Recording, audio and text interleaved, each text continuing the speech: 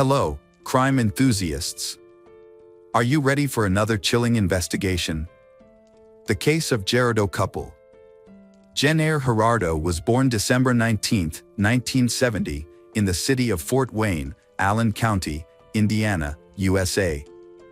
She spent her childhood and teenage years in the area. Jennair graduated from Bishop Luers High School, where she achieved excellent results in advanced courses. She then attended Purdue University at Indianapolis, studying communication and actively participating in the theater arts program. Later, she continued her communication studies at Butler University. Jennair earned a Bachelor of Arts degree in Communication and Theater Arts. Throughout her career, she worked in marketing for various Indiana companies, including roles in Carmel and Indianapolis. Notably, she served as marketing manager at Cercier Instrumentation for several years. In the summer of 1986, Jennair met Mark Gerardo in Fort Wayne, Indiana. At the time, they were both teenagers, and Jennair was working at a local Taco Bell. Mark was immediately drawn to her, captivated by her striking blue eyes and bright smile. Mark was initially unable to express his feelings to Jennair. The romance between Mark and Jennair only really began when they met again by chance after 4 years, at a nearby shopping mall where Jennair was working. He began visiting her frequently, and one day, she encouraged him to make a move, asking him directly when he would take her out. Jennair's confidence and willingness to speak her mind drew Mark to her. He described her demeanor as the opposite of his own, admiring her boldness. Melissa Murphy, a childhood friend of Jennair's, recalled how excited Jennair was when she first met Mark, saying Jennair was convinced he was the one and would do anything for him. Mark and Jennair got married on October 23, 1993, when Mark was 25 and Jennair was 23. Their relationship, which began in adolescence, continued to flourish into adulthood. Mark reflected on their happiness together, saying he couldn't imagine spending his life with anyone else. However, like any couple, Mark and Jennair faced challenges in their marriage and had to navigate the low points together. Mark said the arguments between him and his wife were very tense, and Jennair always won because she wanted to be the one to make the final decision. Mark's high school friend, Mike Hartman, shared that although he wasn't privy to all the details of their relationship, he knew they had fierce disagreements. Despite their strong marriage, the 2008 financial crisis significantly impacted them. Mark later mentioned that it changed everything, and money became a major source of stress and arguments.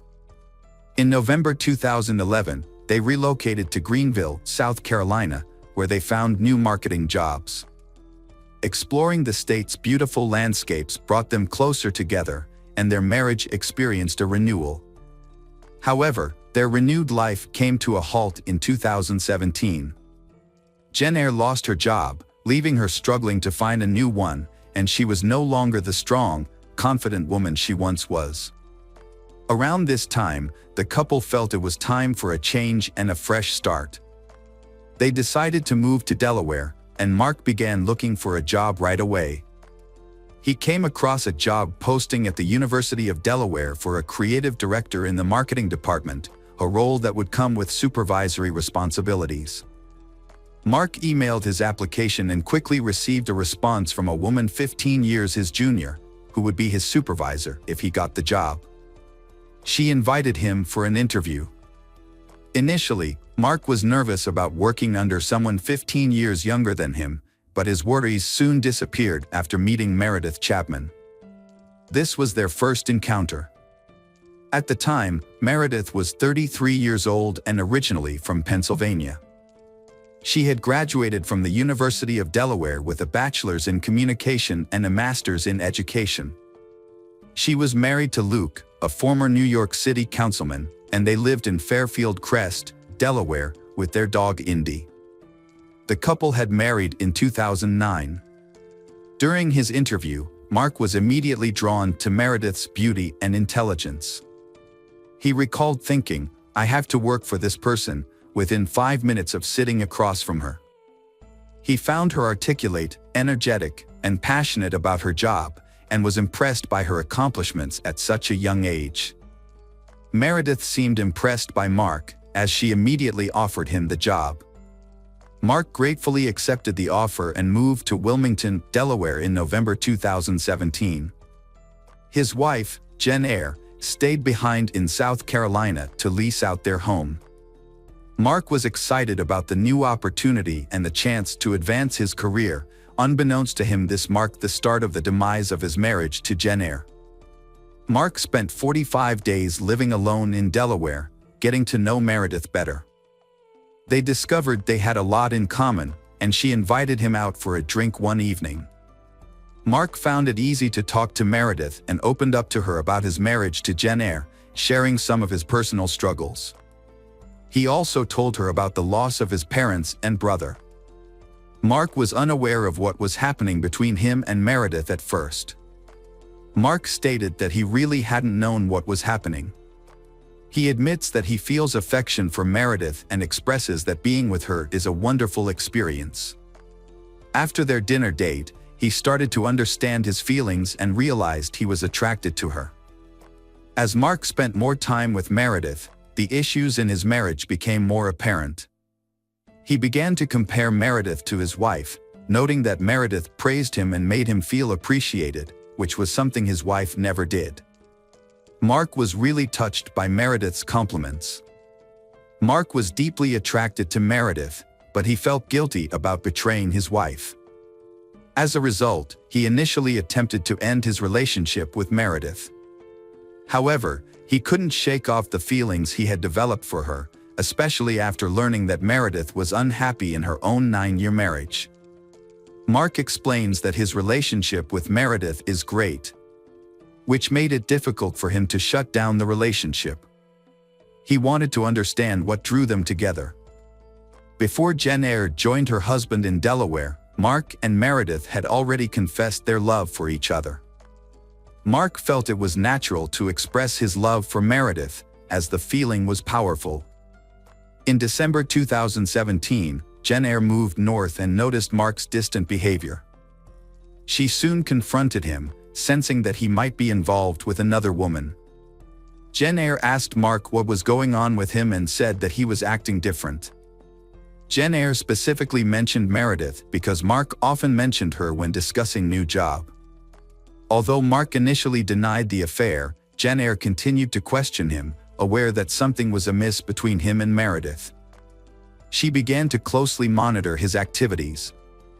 Mark is confused as to why Jen Eyre knows the private aspects of his affair with Meredith. Around Valentine's Day in 2008, Jen Eyre collected evidence that her husband was having an affair.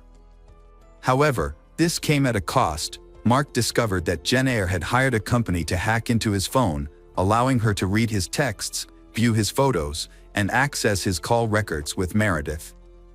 Mark confessed to Jen Eyre that he had developed feelings for Meredith, unable to continue the deception. Jen Eyre, heartbroken but determined to save their marriage, asked Mark to attend marriage counseling with her, and he agreed. However, during their second session, Mark discovered a recording device hidden in his jacket. Initially thinking it was an anti-theft device, he realized it was actively recording him. Furious, Mark confronted Jen Eyre. She claimed she wanted to understand the extent of his relationship with Meredith and suspected they were planning something together. This has been marked the beginning of the end for Mark and Jen Eyre's marriage. Mark eventually told Jen Eyre that he intended to file for divorce in May 2018, once he had met the residency requirements in Delaware and could leave their shared home. During this period, Meredith Chapman's life was on an upward trajectory. She had landed a new role as assistant vice president at Villanova University in Pennsylvania and relocated to Radnor Township. Meanwhile, her marriage was coming to an end, paving the way for her to pursue a relationship with Mark. As Meredith and Mark's relationship deepened, Jen Eyre, was Mark's wife at that time, began consulting with divorce coach Sheila Brennan. Jen Eyre was struggling with feelings of bitterness and anger, stemming from being replaced by a younger woman. Her concerns were compounded by financial uncertainty, having moved north without securing a new job. Jenaire's situation continued to deteriorate, ultimately taking a toll on her mental health. Mark noticed her distress and suggested that she see a psychiatrist for professional help. He also encouraged her to reach out to family and friends, as she had mentioned suicidal thoughts and even threatened to jump out of a window. Mark stated that Jenaire appeared to have come to terms with their upcoming divorce. She walked up to him with a list of things she wanted him to do in the weeks before he officially moved out. Her requests included activities such as going on hikes, having dinner together, and generally spending quality time as a couple. Mark agreed to fulfill her requests, thinking it would help Jenaire be in a better emotional state. During this time, Jenaire appeared to be acting normally, although she would occasionally become emotional and break down in tears. Over the next few weeks, Jenaire started posting on the app Nextdoor. She was looking for recommendations for a good marriage counselor who could help couples that were close to getting a divorce. In her post, Jenaire specified that they needed a counselor with extensive education and experience in handling complex issues such as infidelity, depression, traumatic experiences, and child-parent dynamics. However, unbeknownst to Mark, Jenaire had secretly been planning her revenge. On the night of April 23, 2018, Mark and his wife Jenaire were scheduled to meet at a restaurant to discuss their divorce agreement. However, Jenaire sent Mark a series of messages, first saying she was running late, then telling him to go home as she wouldn't make it to the. Mark got up to leave, but minutes later, he received a disturbing picture from Jenaire, an image of trash with a condom in the middle. This led him to believe Jenaire was rummaging through Meredith's trash can outside her home. More text messages followed, including one that said he had ruined co-life. Jenaire's next messages were even more ominous, saying she hoped he never found happiness and she had said goodbye to Mark. Alarmed and fearing for Meredith's safety, Mark tried to contact Meredith multiple times, but all his calls and texts went unanswered. Worried about a confrontation between Jenaire and Meredith, Mark rushed to Meredith's house. What he found was far more horrific than he had anticipated. Upon arrival, he discovered Meredith lying face down on her kitchen floor. Around her head was a pool of blood. Nearby, he also found Jenaire's lifeless body on the floor. Mark shouted in shock and ran to Meredith. He said, "Baby, oh baby, what have you done?" Meredith had excitedly posted on her Instagram about her new job at Villanova less than 2 hours before she died, expressing her excitement. According to Meredith's 5:42 p.m. post, after just 1 week on the job, she's already earned the love of fans at NOA Nation. Later that evening, she arrived at her home on Lowry Lane in Radnor Township, parked her Audi in the driveway, opened the door, and walked inside, unaware that Jenaire had broken in and was hiding, waiting to attack her. When Mark got there, Tim, one of Meredith's neighbors, was present. He mentioned that he heard a commotion and went out to see what happened. Mark asked him to call 911. Sergeant Christopher Four of the Radnor Township Police Department said the call made his heart sink. Sergeant Christopher said they don't usually get calls like this. When they arrived, the scene was chaotic with a lot of police present. Mark, who appeared out of breath according to Christopher, was put in an ambulance before being taken to the police station as a suspect. After questioning Mark and discovering that the gun used in the 2 deaths was under Jenaire's body, the police concluded that Jenaire had broken into Meredith's home, killed her, and then committed suicide. The police received a tip from witness, who claimed to see a woman in a trench coat, hat, sunglasses, and possibly a wig watching the house with binoculars. They also found a set of car keys at the crime scene that were traced to a Cadillac rented by Jenaire. Mark was surprised to learn about the Cadillac. He said he learned most of this from the police and the news. Jenaire had rented the car 2 weeks before the incident, and it was parked just outside their apartment. Mark continued his investigation by examining his wife's bank statements, phone records, and computer backups, discovering that she was leading a double life. After Mark confessed to his affair shortly after Valentine's Day, he found out that Jen Eyre had opened a secret bank account and credit cards. She used these cards to buy audio surveillance equipment, a lock-picking kit, computer hacking software, and DNA testing kits for his clothes. Mark also revealed that she purchased advanced GPS tracking devices and attached them to both his and Meredith's cars. Mark stated that he had found over 400 images of private conversations between Meredith and him from text and Snapchat, and that Jen Eyre would access his phone in the middle of the night. On March 20, 2018, 5 weeks before committing the murder, Jen Eyre bought the gun she used in the murder and suicide. Her credit card statements showed that she practiced shooting the gun 3 times at a firing range. Mark claimed that Jen Eyre had secretly placed several recording devices in his clothes. He discovered files containing hundreds of hours of audio recordings his wife had not only recorded but also transcribed into notebooks. According to Mark, Jen Eyre had taken all his jackets and embedded multiple devices, constantly switching them in and out. Every day, she would remove a device, download the recorded content, and then sew it back into his jacket, repeating this process for weeks. It was revealed that on the night Jen Eyre killed Meredith and herself, she emailed a letter to her family, chillingly explaining her motive. She had begun the letter weeks prior, dating her entries, and described how it was an act of revenge for what he had done to her, saying, "That's as simple as it gets." Dr. Robbie Ludwig, a psychotherapist who studied marriage-related homicides and Red Letter, suggested that Jen Eyre may have been driven to kill Meredith and herself because she could not bear losing Mark. Dr. Robin commented that, in his opinion, there was something about listening to the recordings that made Jen Eyre angry and upset. Dr. Robin went on to say that Jen Eyre found the strength to act because she believed that her suspicions about her husband's character were correct. However, when she became suicidal and lost hope in life, she became more dangerous. It seemed that she had arranged everything to make her husband suffer.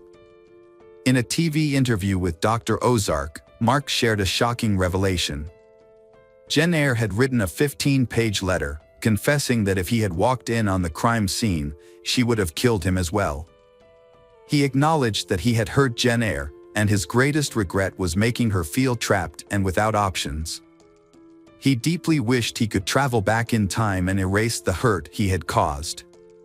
He confessed that his love for Jen Eyre had remained strong and never disappeared. Mark explained that he drove by Meredith's house multiple times as a way to cope with his emotions and come to terms with what had happened, helping him to process his feelings and move on. Hello friends, welcome to our channel. Today we're going to take a look at another horrible case with you. The case of Wang Nan. Wang Nan, born in 1987 in Nanjing, China, a major city and former capital, Wang Nan grew up in a relatively affluent family. Her parents provided her with the best possible education and encouraged her to develop her talents. After completing her secondary education, Wang Nan enrolled in a prestigious university, where she studied business and finance, and also learned several foreign languages. Upon graduation, she landed a job at a large travel agency, where she quickly proved herself to be a valuable, responsible, and motivated employee. Her career advanced rapidly, and she was soon sent to Thailand to head a new branch and oversee its development. Wang Nan worked as a top manager for several years before deciding to leave the agency to start her own business. She opened a Chinese restaurant in Bangkok, which she managed successfully, and it eventually grew into a small but popular chain. Wang Nan was a thriving young entrepreneur who had devoted her life to her career. With her constant business engagements, she barely had time for socializing or dating, and her loneliness became a normal part of her life. At almost 30 years old, Wang Nan was well established in Thailand, having lived there for a while and become proficient in the language. However, she strived for further improvement, taking additional courses to learn Thai at a training center. There, she met a young man named Yu Xiaodong, who initially stared at her before introducing himself in his native language. They exchanged brief conversations, and he inquired about her reason for studying the language. Wang Nan replied that it was for business purposes, and Yu Xiaodong proposed exchanging business cards to potentially meet up Sunday. Although Wang Nan was not interested in continuing the conversation, she still politely gave him her business card. Yu Xiaodong also gave Wang Nan his own business card, which said that he worked in the import-export industry in Bangkok. Not very impressed, Wang Nan put the business card in her wallet and forgot about it. Yu Xiaodong was the only one who showed genuine interest in Wang Nan, and he wasted no time in calling her the very next day. However, she was preoccupied with work and couldn't spare even a few minutes to talk, so she declined his invitation to meet for coffee. A few days later, Yu Xiaodong asked her out again, but Wang Nan turned him down once more, citing her busy schedule and preparations for an upcoming business conference where she hoped to expand her professional network. Undeterred, Yu Xiaodong showed up at the conference with a stunning bouquet of flowers and waited for Wang Nan to become available. When she was free, he approached her and asked her out once more. This time, Wang Nan was charmed by his persistence, which was a new experience for her. No one had ever pursued her so relentlessly before, so she agreed to meet him for dinner. As it turned out, Yu Xiaodong's interest in Wang Nan was more than just a passing infatuation. He was completely smitten. He showered her with attention, surprise gifts, and romantic gestures, including sending flowers to her doorstep every morning with sweet notes attached. He also called her at least twice a day to wish her good morning and good night. Wang Nan had mixed emotions about the situation. While she was irritated by Yu Xiaodong's all-consuming infatuation, she was also flattered that someone was making such an effort to win her heart. As a result, she found herself unexpectedly entering into a romantic relationship. Yu Xiaodong went out of his way to woo her, not only romantically but also by trying to be perfect in every aspect of their relationship. He shared her interests and opinions, learned to cook her favorite meals, and planned exciting activities for them to enjoy together. He was also eager to help her with her work and household chores at a moment's notice. Wang Nan was over the moon with happiness, feeling as though she was living in a fairy tale.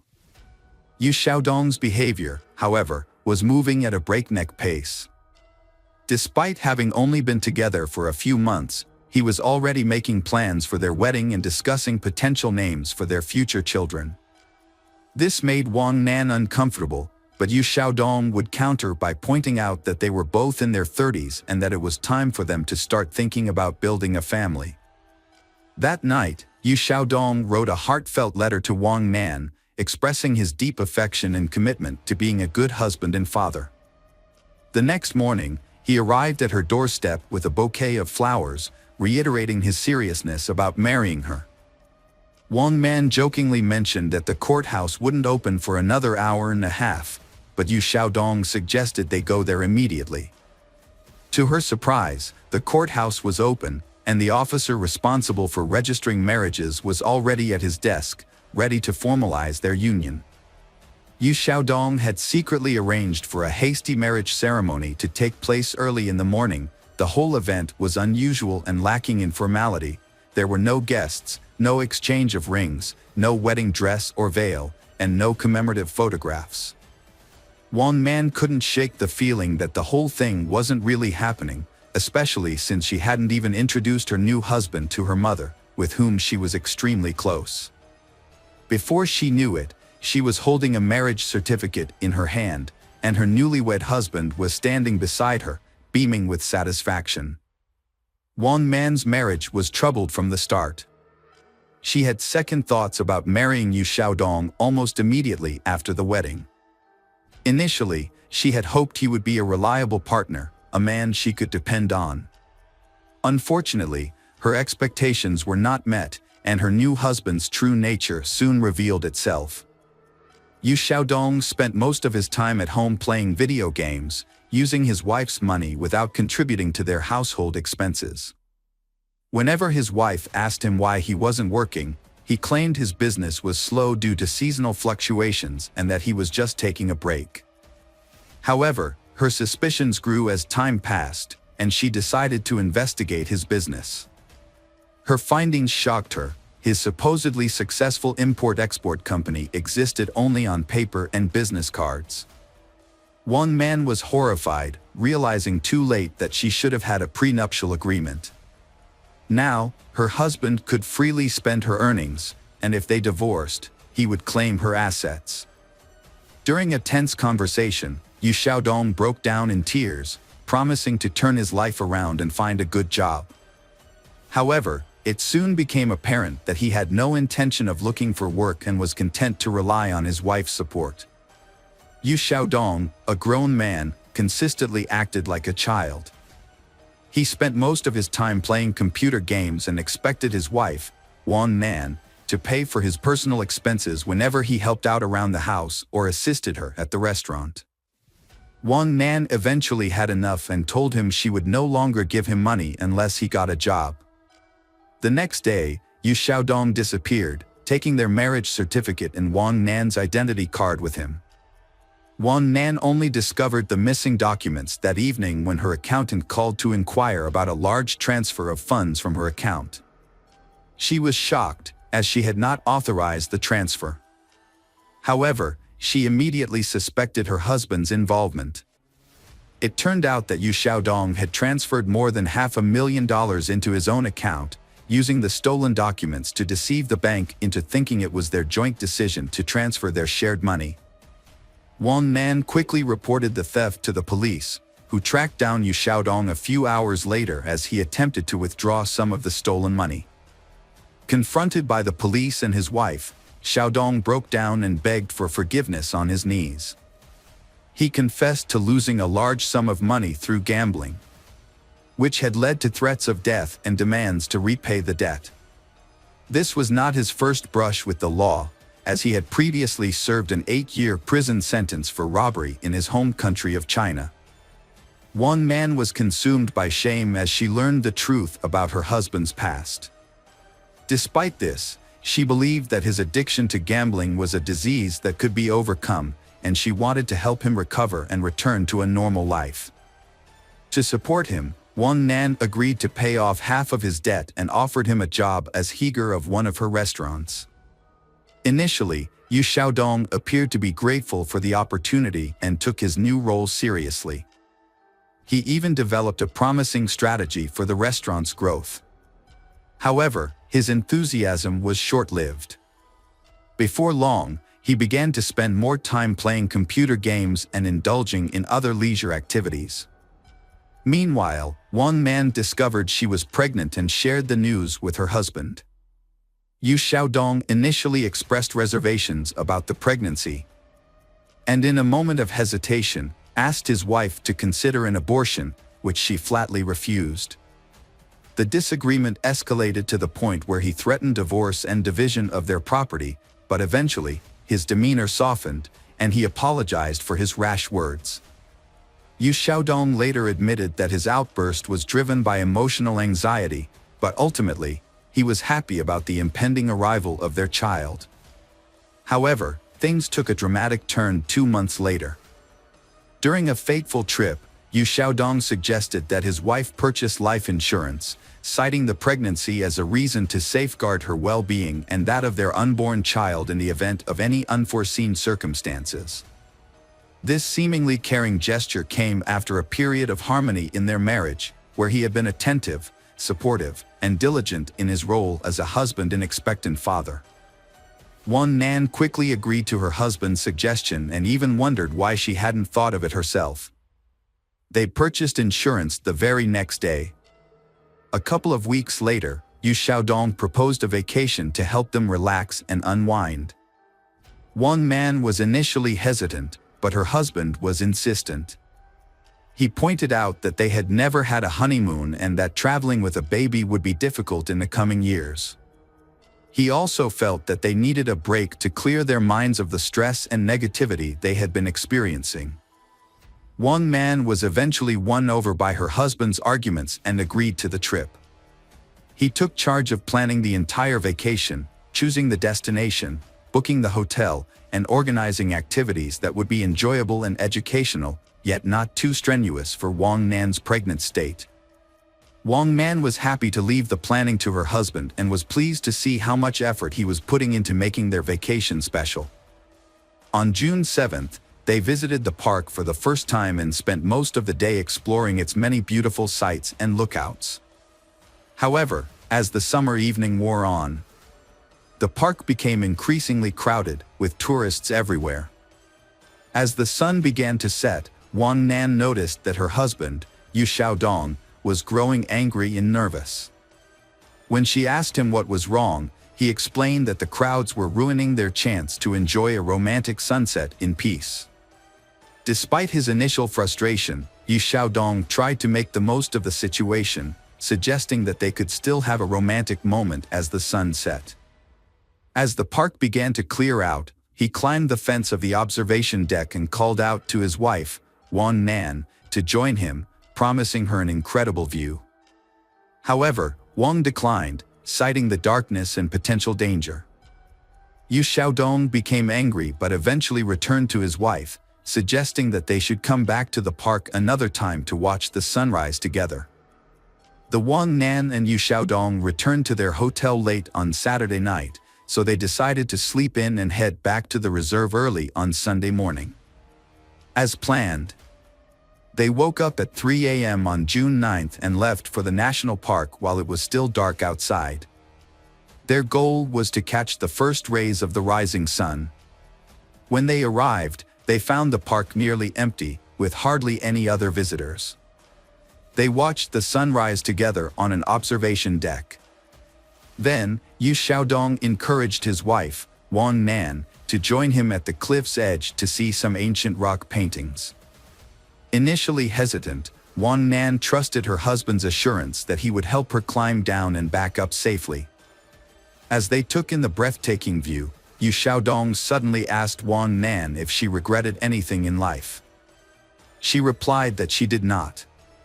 However, in a shocking turn of events, Yu Xiaodong's demeanor changed. He touched his wife's hair, kissed her cheek, whispered "die" in her ear, and then pushed her off the cliff. To avoid detection, he checked their surroundings to make sure no one had witnessed the incident. Looking down, he couldn't see where Wang Nan had fallen, and the silence indicated that there were no witnesses below. Yu Xiaodong calmly walked towards the park exit, planning to report the incident after his wife was surely dead. However, hikers who had wandered off the trail spotted Wang Nan's body on the rocks and immediately called for rescue, reporting the incident. As Yu Xiaodong was leaving the reserve, several emergency vehicles sped past him, sirens blaring. Realizing what was happening, he quickly returned to the scene, pretending to be distressed. There, he put on a convincing performance, crying and begging for help. Convinced that his wife was dead and no one would discover the truth, he remained unaware that Wang Nan's fall had been broken by tree branches, which reduced her speed before she landed on bushes and then rolled onto the rocks. This series of events cushioned the impact, saving her life and that of their child, although she suffered severe injuries. Yu Xiaodong was overcome with grief, crying and lamenting the loss of his wife and child. However, his wife suddenly regained consciousness and attempted to speak, but was unable to. The people around her noticed the genuine horror on Yu Xiaodong's face, but he quickly composed himself and leaned in close to his wife. In a hushed tone, he warned her in Chinese to remain silent if she wanted to survive.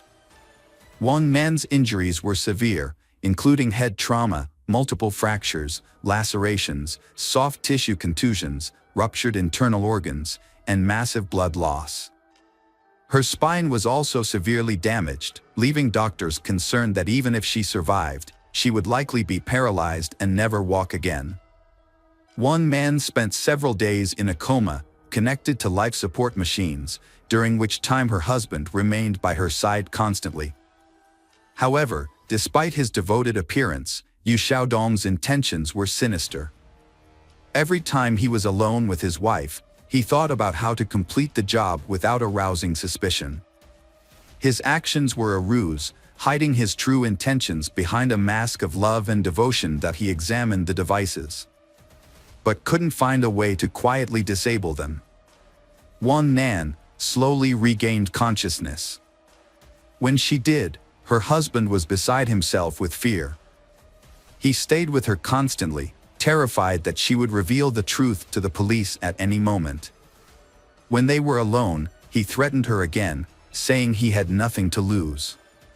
During the initial police interrogation, the Wang Nan supported her husband's claim that her fall was caused by dizziness. However, when her husband briefly left the room, Wang Nan asked the nurse to call the police again and prevent her husband from re-entering. It was then that she recounted the disturbing story of her fall, alleging that her husband had attempted to kill her. Yu Xiaodong suddenly burst into the room, shouting that his wife was delusional due to her head injury and that he would never harm her or their baby. His explanation was not believable, and he was arrested on the same day. At the hospital, he was charged with multiple crimes, including attempted murder and intimidation after her husband was taken into custody and sent to jail to await trial. Wang Nan finally felt a sense of relief. Although she still had a long and difficult recovery ahead of her, she now felt safe. Wang Nan initially held on to hope that her pregnancy could be saved, despite the severe fall. However, her medical team advised her to terminate the pregnancy due to the large amounts of painkillers and antibiotics she was receiving, as well as the multiple surgeries she underwent under general anesthesia. The doctors prioritized Wang Nan's life, warning her that the fetus was unlikely to survive the strong medications. This news came as a devastating shock to Wang Nan, but she ultimately followed the doctor's advice. During the trial, Yu Xiaodong vehemently denied any wrongdoing, sticking to his claim that the incident was an accident. He remained calm and composed in prison, hiring skilled lawyers and expressing confidence that he would either be acquitted or receive a lenient sentence. In contrast, the investigators and prosecutor were convinced that Yu Xiaodong had deliberately committed the crime.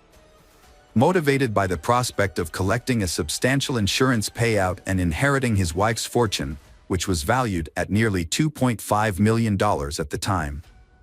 During an interrogation, Yu Xiaodong made a shocking revelation about his motive for the heinous crime. He disclosed that he was angry with his wife for not paying off his entire debt, which had accumulated due to his gambling habit.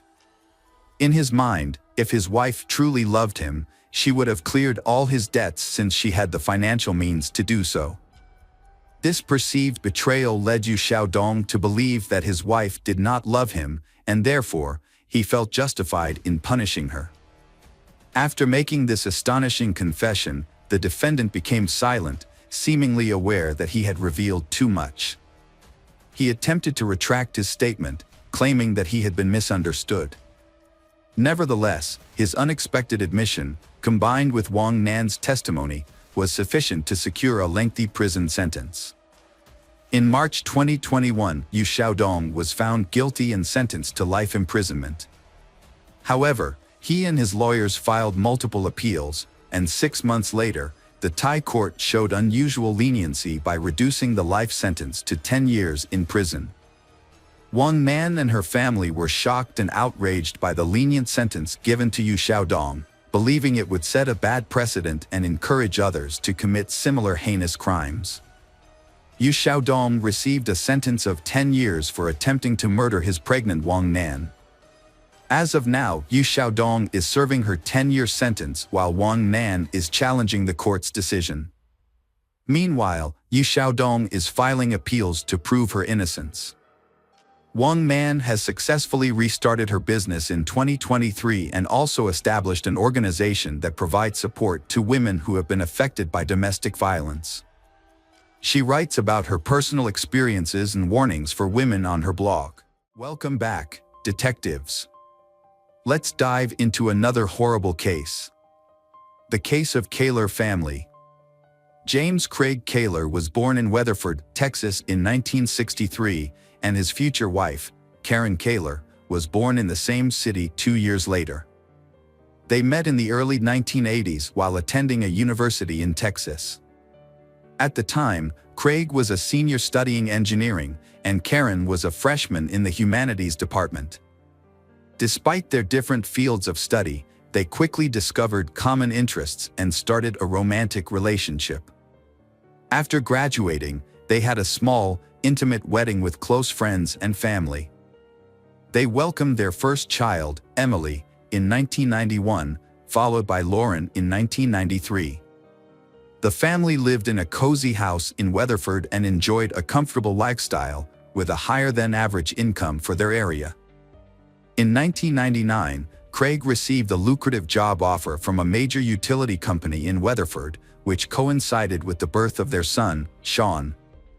Craig adored his son and, with his increased salary, purchased a spacious house in the city's most prestigious neighborhood and a family car. Karen stayed at home to care for their children, and Craig became the primary breadwinner. From the outside, their family appeared to be living a perfect life. Their 3 children have also had many successes in their fields.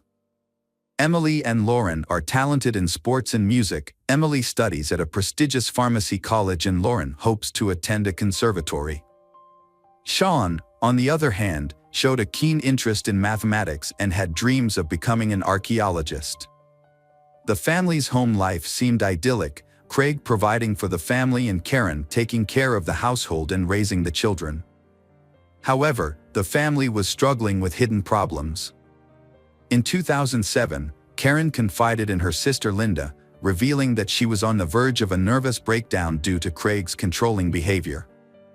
Craig exerted total control over Karen's daily life, demanding a detailed account of every expense, no matter how small, and requiring her to report her whereabouts at all times. The family lives on a strict schedule, with Craig setting their daily routines, including bedtime, wake-up time, meal times. This rigidity makes Karen feel suffocated and trapped. Over time, Craig's need for control grew stronger. He became more demanding and selfish, scheduling Karen's every move. She felt like she had no time left for herself, there was only duty to complete. Karen tried to meet her husband's demands, hoping he would ease up and they could return to their normal life. However, Craig seemed to enjoy exerting control and refused to change. Linda was extremely worried about her sister's confide. Like everyone else, she saw Craig as the ideal husband, father, and family man, only to discover he was a controlling man. Despite this, Karen didn't want to break up her family. Additionally, she and her children relied on Craig financially. So, she decided to find a job that would give her a stable income. She joined a local gym without telling her husband, using it as an escape to clear her mind and work through her emotions. She spent several hours there every day, scheduling her time around her husband Craig's work schedule so he wouldn't notice. Not long after, the gym manager noticed her because of her attractive appearance, excellent fitness, and her hard work. Karen was given the chance to work as a fitness with the possibility of a permanent contract. This was a dream come true for her, as she could now get paid for doing something she loved. However, she was worried about how her husband, Craig, would react when he found out. When Craig found out about Karen's new job, she thought he would be angry and forbid her to continue. Surprisingly, he received this news calmly and even seemed pleased that she had found a way to make money on her own. He had a few conditions. She had to be home when he arrived, cook meals, and not let her new job interfere with their intimate life. Karen found these conditions acceptable, as she now had more freedom and independence. As Karen settled into her new job, she met a new instructor named Sonny Reese, and they quickly became friends. For Karen, who had spent years at home with little social interaction, Sonny became a trusted confidant. The two women spent time together at work, went for walks, had coffee, and shared heartfelt conversations. But little did Karen know, this new friendship would soon lead to unexpected romance and a complicated love triangle. It didn't take long for Karen and Sunny's friendship to evolve into a romantic relationship. At first, they kept their feelings a secret from everyone. However, after some time, Karen decided it was necessary to be honest with her husband, Craig. She spent months preparing for this conversation, searching for the right words and worrying about the potential consequences. Eventually, she confessed to Craig. Craig's reaction to his wife's revelation was surprisingly calm. However, the next day, he made an unexpected condition for accepting Karen's relationship with Sunny, which was that he wanted to be a part of it. Karen was shocked and unsure of how to respond to her husband's talk. Nevertheless, Craig took the initiative and began wooing Sunny, sending her flowers and gifts. He seemed to view this as an opportunity to revitalize his intimate life and bring new passion to his marriage. Initially, Karen and Sunny agreed to Craig's proposal. However, they soon realized that his intentions were aimed at domination. However, their unusual love triangle was short-lived. Craig demanded that Karen end the affair immediately. Despite this, Karen continued to see Sunny, as she had genuinely fallen in love. After almost 20 years of marriage, Karen seemed ready to leave her husband for someone new. This led to a series of secret actions, including moving to another state, scheduling secret meetings. In an attempt to salvage his family, Craig thought it best to relocate to another state. He started job hunting, sending out his resume, and soon secured a role as a water director for a large company in Columbia, Missouri, not far from Kansas. Craig hoped that by moving to a new state, his wife's affair with Sunny would end, and their family life would normalize. However, the summer 2008 move proved challenging for the family, as the kids had to switch schools, make new friends, and adapt to a new city. Although the family was already financially comfortable, Craig's new job nearly doubled his previous salary from Weatherford. Despite his increased responsibilities and work hours, Craig mistakenly believed he had successfully removed Sunny from his wife's life. However, Karen and Sunny continued to communicate regularly through calls, texts, and secret meetings. They would meet halfway, spend a couple of hours in a roadside hotel, and then return home. At this point, Karen realized her marriage was over. She no longer loved Craig, and it was only a matter of time before they divorced. These clandestine meetings persisted until December 2008. At the New Year's Eve celebration that year, the Kaler family went back to their hometown to reconnect with relatives and friends. Sunny was also in attendance at the gathering. Initially, Karen and Sunny kept a low profile, merely exchanging greetings. As the celebration continues and the alcohol slowly affects Karen and Sunny's behavior, they seem to have no regard for social norms. They became inseparable, openly showing affection by holding hands, sharing romantic glances, they even kissed. Craig's anger boiled over into fury after Karen publicly humiliated him by revealing her affair at a party attended by dozens of acquaintances. He lashed out at Karen and Sunny before dragging Karen away from the party. In his rage, Craig lost control and physically assaulted Karen, ripping her dress and slapping her, causing her to fall and hit her head. The incident marked the beginning of the end of their marriage. A few days later, Karen announced she was leaving Craig and initiated divorce proceedings, seeking custody of their children. Initially, Craig attempted to apologize and salvage their relationship for the sake of the children. But Karen was resolute. She said they should divorce, causing Craig to contact friends and family, begging them to convince Karen to reconsider. In the spring of 2009, Craig and Karen's marriage continued to deteriorate. Despite Craig's attempts to salvage their relationship, Karen made it clear she was leaving him for Sonny and she had never been truly happy in their marriage. The tension between them escalated into physical violence, with Craig grabbing Karen during an argument, leaving bruises on her arms. Karen reported the incident to the police, leading to Craig's arrest. After the incident, Karen took the children and moved out without waiting for the divorce to be finalized. Craig was devastated by her departure and even more so when he discovered that his daughters, Emily and Lauren, were siding with their mother. They told him that they had never seen their mother so happy, which Craig perceived as a betrayal. As a result, he cut off contact with his daughters, only spending time with his son Sean on weekends.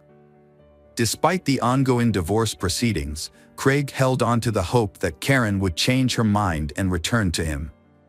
His desire to control her led him to engage in jealous behavior, including stalking her and attempting to install a hidden camera in her home. To pursue this, Craig sacrificed his work, initially taking vacation time, then claiming illness, and eventually skipping work altogether without explanation. This reckless behavior resulted in Craig's termination from his job. Without a steady income, he was forced to move in with his parents as he could no longer afford to live on his own. With ample free time, Craig began stalking Karen, prompting her to take him to court to obtain a restraining order. In November 2009, just before Thanksgiving, Karen took her children to visit their 89-year-old grandmother, Dorothy White, in Burlingame, Kansas. On the evening of November 29th, the Burlingame police received a distress call about a suspicious van and reports of gunshots. Dorothy's neighbors reported witnessing a small truck pull up to her house. A man exit the vehicle and enter the house. They claimed to have heard screams and gunshots, but were uncertain. The man then left the house, got back into the truck, and sped away. The neighbors did not attempt to apprehend him, fearing he was armed. When police arrived, they were met by 10-year-old Sean Kaler, who was frantically calling for help. Although Sean was unable to explain what had happened, it was clear that a horrific scene awaited the police. Inside the home, near the front door, Sonny was found lying in a pool of blood but surprisingly still alive despite having 2 gunshot wounds. In the kitchen, police discovered the lifeless body of 44-year-old Karen, who had been shot in the chest and then fatally shot at close range in the head. The body of her oldest daughter, 18-year-old Emily, was found between a wall and a couch. It appeared that Emily had attempted to hide from her enraged father but was caught and killed with 2 point-blank shots. Lauren, found in a pool of blood in the second-floor bedroom, was still alive but weakly called for help and repeatedly said that her father was the one who did it. Dorothy and Lauren were rushed to a nearby hospital's intensive care unit. Despite the doctor's efforts, Lauren died on December 1st due to massive blood loss and internal organ damage. Her great-grandmother passed away a few hours later. Sean, the only surviving witness, was in shock. Psychologists worked with him, but a thorough interrogation was necessary as he was the only living witness to the tragic events at his great-grandmother's house. Sean recounted that evening, stating that his mother was in the kitchen preparing dinner when he approached her to ask for his favorite pie. Suddenly, the back door swung open, and his father entered with a shotgun, pointing it at Karen without a word. He shot her, then moved closer and fired again. Sean was initially frozen in horror. His father then turned to Sean but didn't aim the gun. Instead, Craig stared at Sean silently and intently. Sean realized he had to escape. So he jumped out the open back door. He ran towards the main entrance, hoping to alert his grandmother, sisters, and call for help. However, upon reaching the threshold, he heard several more gunshots. Fearing what he might find inside, Sean hid in a small outbuilding. He heard more gunshots and waited in terror, afraid that his father would come after him. Craig Kaler was immediately added to the wanted list, with a warning that he was armed and extremely dangerous. As police received multiple reports of a speeding truck, they were able to quickly determine the direction the gunman was heading. At one point, Craig abandoned his vehicle in a wooded area and began walking down a deserted road. Law enforcement soon caught up with him and apprehended him the next morning. Upon arrest, police found the rifle and ammunition in the back seat of the abandoned vehicle, along with prescription medication for depression and anxiety disorders near the driver's seat. Craig did not resist arrest and appeared confused and frightened. He admitted to being armed with a gun and a hunting knife, but claimed he did not intend to use them. He also acknowledged that he had done something terrible, which he believed the police already knew about. At the police station, Craig fully confessed to his crimes and opened up to the investigating officer. He shared how his wife had cheated on him with someone named Sonny and how they had humiliated him in front of friends at a New Year's Eve party. He explained how his attempts to save his marriage had cost him his job and what was left of his self-respect. Craig became emotional, stating that he didn't know how he had decided to take such drastic action and felt that everyone, including his daughters, had betrayed him. Craig's trial started in December 2010. Craig, advised by his lawyer Thomas Heaney, retracted his initial confession. He claimed his actions were due to mental illness and insanity, which was his only defense to avoid the death penalty for the murder of 4 people. Heaney argued that Craig was in a fragile mental state following a series of personal setbacks. His wife had left him for someone else, his children sided with their mother, he lost his job, and had to move back in with his parents. According to Heaney, these factors led to a breakdown, and Craig committed the crime while insane, without realizing what he was doing. However, the prosecution found no evidence of insanity or an altered mental state in Craig's actions. They argued that his actions were calculated, as he had purchased guns and ammunition in advance and went to the victim's house knowing his family was there. He shot each victim twice, ensuring no chance of survival, but intentionally spared his son Sean, allowing him to escape. In August 2011, Craig was found guilty on all counts and received a death sentence. At the final hearing, 12-year-old Sean testified, stating that he didn't want his father to die, as he was his only remaining close relative. Despite multiple appeals by Craig and his lawyers, the verdict has remained unchanged. As of today, Craig is still in prison, fighting to have the case reviewed and the death sentence overturned. After the death of his mother and sisters, Sean moved in with his grandmother. Now Sean has grown up and he has completed his studies and chosen to stay and work in his hometown. Welcome back, detectives. Let's dive into another horrible case. The case of Joseph Saunier.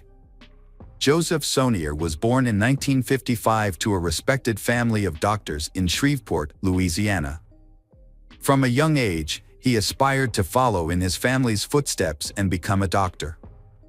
With exceptional abilities, Joseph earned a Bachelor of Science in Medical Science from the University of Baton Rouge in 1976.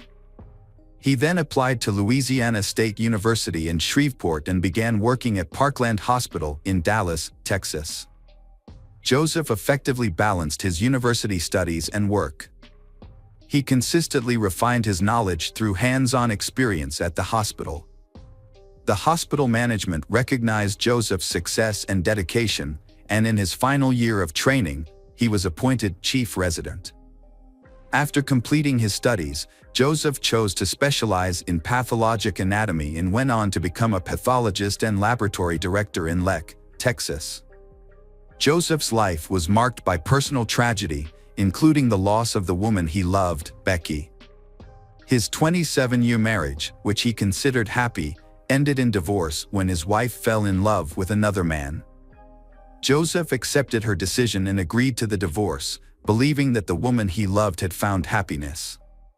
Joseph had a strong sense of responsibility and nobility. After his divorce from Becky, he maintained a warm relationship with her and continued to support their 2 sons. 2 years later, Becky was killed by her new husband. Joseph was shocked by her death. He often thought about their past family life and mourned her loss. Despite his own grief, Joseph remained a source of strength for his family. He took care of the funeral expenses and helped his sons cope with the trauma. His sons later credited his support for helping them overcome their pain. The tragedy had a profound impact on Joseph. He devoted himself to his work and raising his sons. However, the grief finally gave him the motivation to change his life. He decides to start a new chapter in a new city. In 2007, Joseph moved to Lek, Texas, with his sons, where he became the chief pathologist at Covenant Health System. Feeling the need for a change, Joseph enrolled in a local dance studio. He enjoyed the classes and met new women, which helped fill the void in his life. A few times, Joseph attempted to form connections with his dance partners, but it never worked out. That was until Michelle Tina walked into his dance class on a warm summer evening. Her elegance, poise, sense of humor, and sparkling eyes immediately caught his attention. Her radiant smile illuminated the room, and Joseph knew right then that she was the one he had been searching for. Michelle, too, noticed Joseph's confident and respectful demeanor on the dance floor. As they danced together, the 47-year-old Michelle and 57-year-old Joseph found that they complemented each other perfectly. As they continued to dance together, they grew closer with each passing session. Eventually, Joseph asked Michelle out on a date, and she agreed. This marked the beginning of what seemed like a happy new chapter in both of their lives.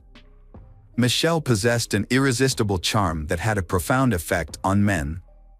Michelle was a classic example of a femme fatale, a woman with an undeniable magnetism that drew attention and sparked passion in those around her. Michelle, like Joseph, is also starting a new life after personal emotional breakdowns. She is running away from the fear and anxiety associated with Mike Dixon, owner of a private clinic for cosmetic surgery. Michelle met Mike in 2008 when she came in for Botox injections. At first, there was just casual social interaction between them, then light flirting followed and they began a romance. Michelle is a successful and free woman. She worked as an executive in the NFL, built a successful career, and didn't lack for anything. Mike, on the other hand, is bound by his marriage. A few months after living a double life, his wife discovered his affair with Michelle and filed for divorce after 20 years of marriage. Mike is so captivated by Michelle that he barely notices that he is losing everything. Mike left his wife for Michelle, even though she never announced she would marry him. When Mike doesn't get the attention he expected, he tries to pressure Michelle, which scares her. Michelle recognized Mike's manipulative behavior and desire to take complete control of her life. This realization caused her to end the relationship. In 2010, Michelle and Mike went their separate ways. However, even after the breakup, Mike continued to pursue Michelle, urging her to return. His obsession exceeds the limit, forcing Michelle to find a way to escape Mike's control. Michelle moved to Lek to start anew, where she met Joseph, a charming and kind-hearted man. They quickly connected, and their relationship blossomed into true love. Joseph's sons and relatives welcomed Michelle with open arms. Joseph spared no expense in giving her gifts, taking her to the most luxurious restaurants and private clubs, and giving her romantic vacations. As Joseph realized he had found his perfect match, he took Michelle to Los Angeles and proposed to her in front of his entire family. Michelle, 47 at the time, was smitten with her new partner and frequently expressed her love for him on social media. However, her ex-lover, Mike Dixon, couldn't help but notice these declarations of love. Mike is furious when he discovers that Michelle has moved away and is planning to marry Joseph. He realized he couldn't win her back but still dared to propose that they rekindle their past relationship, suggesting they become lovers again. Michelle firmly rejected his proposal, refusing to engage in a love triangle, and immediately informed Joseph about Mike's suggestion. After some time, they started to feel like they were being watched. At one point, they even noticed something that looked like a camera flash through the backyard window, but they didn't pay much attention to it, not realizing the seriousness of the problem. The situation got out of control on July 11, 2012, when a gardener came to Joseph's house to discuss a garden renovation project. When the landscaper arrived at the home, he tried to contact Joseph but got no response. He saw an open door and, thinking Joseph might not be able to hear him, went inside. The house was in disarray, and there was a bullet hole near the front door, indicating a possible intruder. The landscaper cautiously went further inside, looking for Joseph. In the garage, he found Joseph lying in a pool of blood on the floor with no signs of life. Joseph's body had stab and gunshot wounds, leading the landscaper to think the perpetrator might be nearby. He immediately left the house and called for help. At 2:48 p.m., the police department received the call, and several patrol cars were sent to the scene. When the officers arrived, they found Joseph Sonye. Medics confirmed that Joseph had died. The incident shocked the public, as it happened in one of the city's safest and most affluent neighborhoods, where crime is extremely rare. Joseph, a respected professional, was known for his calm and kind nature, and it seemed he had no enemies who would want to harm him. Although a window was broken, it was clear that the incident was not a robbery, as nothing was missing from the house. However, a bottle with a hole shot through its bottom was found at the scene, suggesting it was used as a makeshift silencer for a gun. A forensic team arrived soon after to collect evidence, and it appeared that the perpetrator was inexperienced, as they left behind many traces. DNA from the bottle and blood samples were sent to a lab for further analysis. Detectives interviewed neighbors, but none of them reported seeing or hearing anything suspicious. There were no CCTV cameras near the house. According to the investigation, the perpetrator entered through a large window overlooking the backyard, making the attack unexpected. In the dining room, the attacker confronted Joseph and started shooting.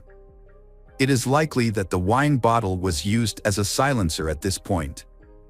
Blood stains in the hallway suggested that Joseph was still alive after being shot.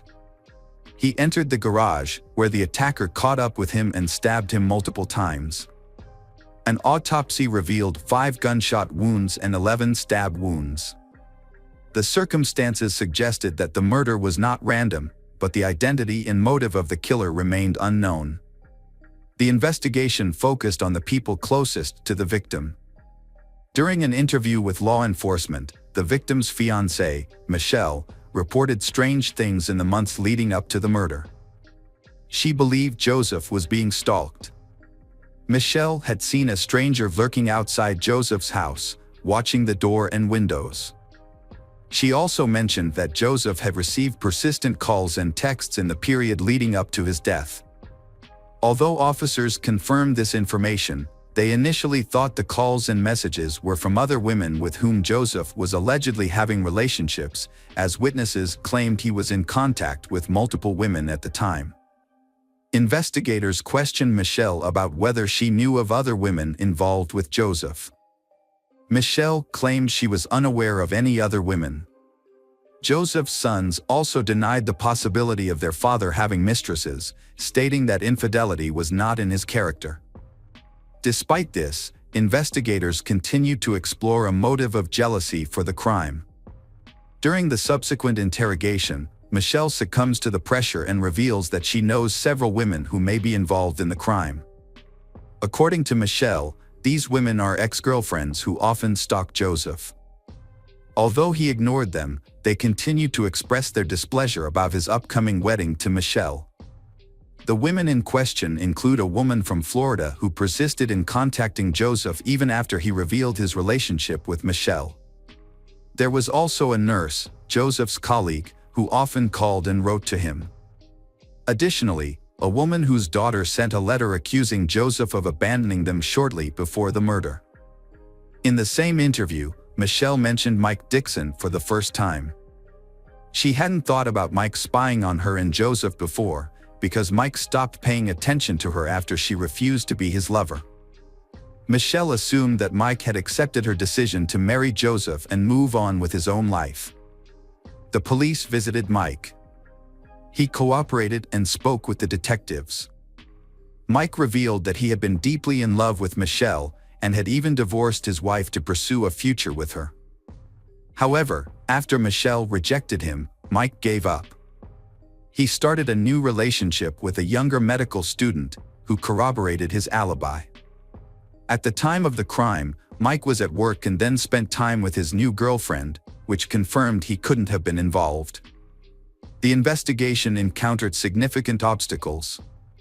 Every suspect, including Michelle, had a solid alibi, leaving detectives stumped. They searched for enemies of Joseph or individuals who might benefit financially from his death. But no new leads emerged.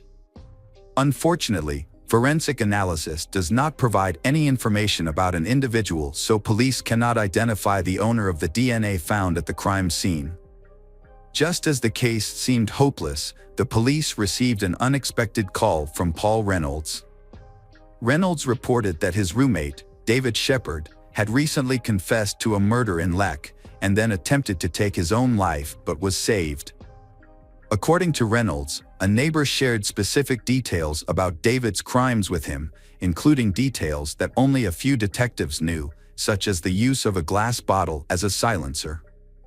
This new information led police to conclude that Shepard was indeed connected to the crime. The witness came forward claiming that David was not the mastermind behind the crime, but rather a person who was hired by an unknown doctor involved in plastic surgery. Police launched an investigation into the new suspect and discovered that Mike Dixon was the person who hired David. When questioned at the police station, David began to confess and revealed that Mike Dixon had indeed hired him to commit the crime. According to David, he and Mike met at a bar while both were going through difficult breakups and formed a friendship. Mike shared his sadness over his lost love, Michelle, who was now engaged to someone else. He claimed that he couldn't move on and was willing to do whatever it took to win her back. David alleged that the initial plan was to discredit Joseph, Michelle's current partner, in the hopes that Michelle would leave him and return to Mike. However, David claimed that murder was not part of the original plan.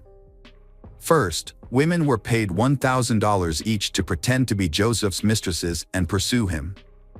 Additionally, a letter arrived from a woman claiming Joseph had abandoned her and their child. Joseph consistently denied these allegations, and Michelle believed him. It was later revealed that the camera flash seen by the couple was actually the light from David's cell phone flashlight. David had been driving to their house to create the illusion of surveillance. Funded by Mike Dixon, who covered gas and other expenses. When these tactics failed to break the couple apart, Mike plotted a more extreme solution. He offered David 3 silver bars, valued at around $110,000, to kill the pathologist. David agreed and received one of the bars as a deposit, which he immediately sold at a pawn shop. According to David Shepard, the situation escalated out of control when he went to Joseph's house. He claimed the shooting was unintentional, and that after shooting Joseph, he became afraid and Joseph began to run away.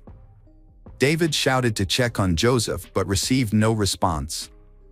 He then followed Joseph into the garage, where he found Joseph lying still and heard his last breath. David rushed to check Joseph's pulse and confirmed that Joseph was dead. David admitted to stabbing Joseph several times but could not remember the exact number. David also admitted that he considered calling for help using Joseph's phone, but ultimately chose not to. Instead, he put the phone back, mutilated Joseph's body, and then went to Mike's house to get the rest of the gold before attempting to take his own life. According to David, he didn't fully understand what he was getting himself into. When he faced Joseph, he realized he could not continue killing. If it weren't for an accidental gunshot, Joseph might still be alive. Mike Dixon was arrested by the police on the same day and charged with first-degree murder. This was based on testimony from David, as well as a large amount of other evidence that included incriminating phone calls and text messages where Mike made explicit confessions. When Mike Dixon was first interviewed by detectives, they had hoped he would confess to the crime. However, he denied everything and asked for a lawyer, which led to a lawsuit. David Sherd, who had been involved in the crime, made a deal with the prosecutor where he pleaded guilty to his role and gave up his right to appeal the sentence. As a result of this deal, David received a life sentence without the possibility of parole, instead of the death penalty. Mike Dixon, on the other hand, maintained that he was not guilty, despite the circumstantial evidence against him. However, in a surprising turn of events, David, who was a key witness for the prosecution, changed his story during the trial. Under oath, David claimed that he had committed the crime alone and that Mike Dixon was not involved. He said that the silver bars found at the scene were meant to be used as an investment in a business that the two of them had planned to start.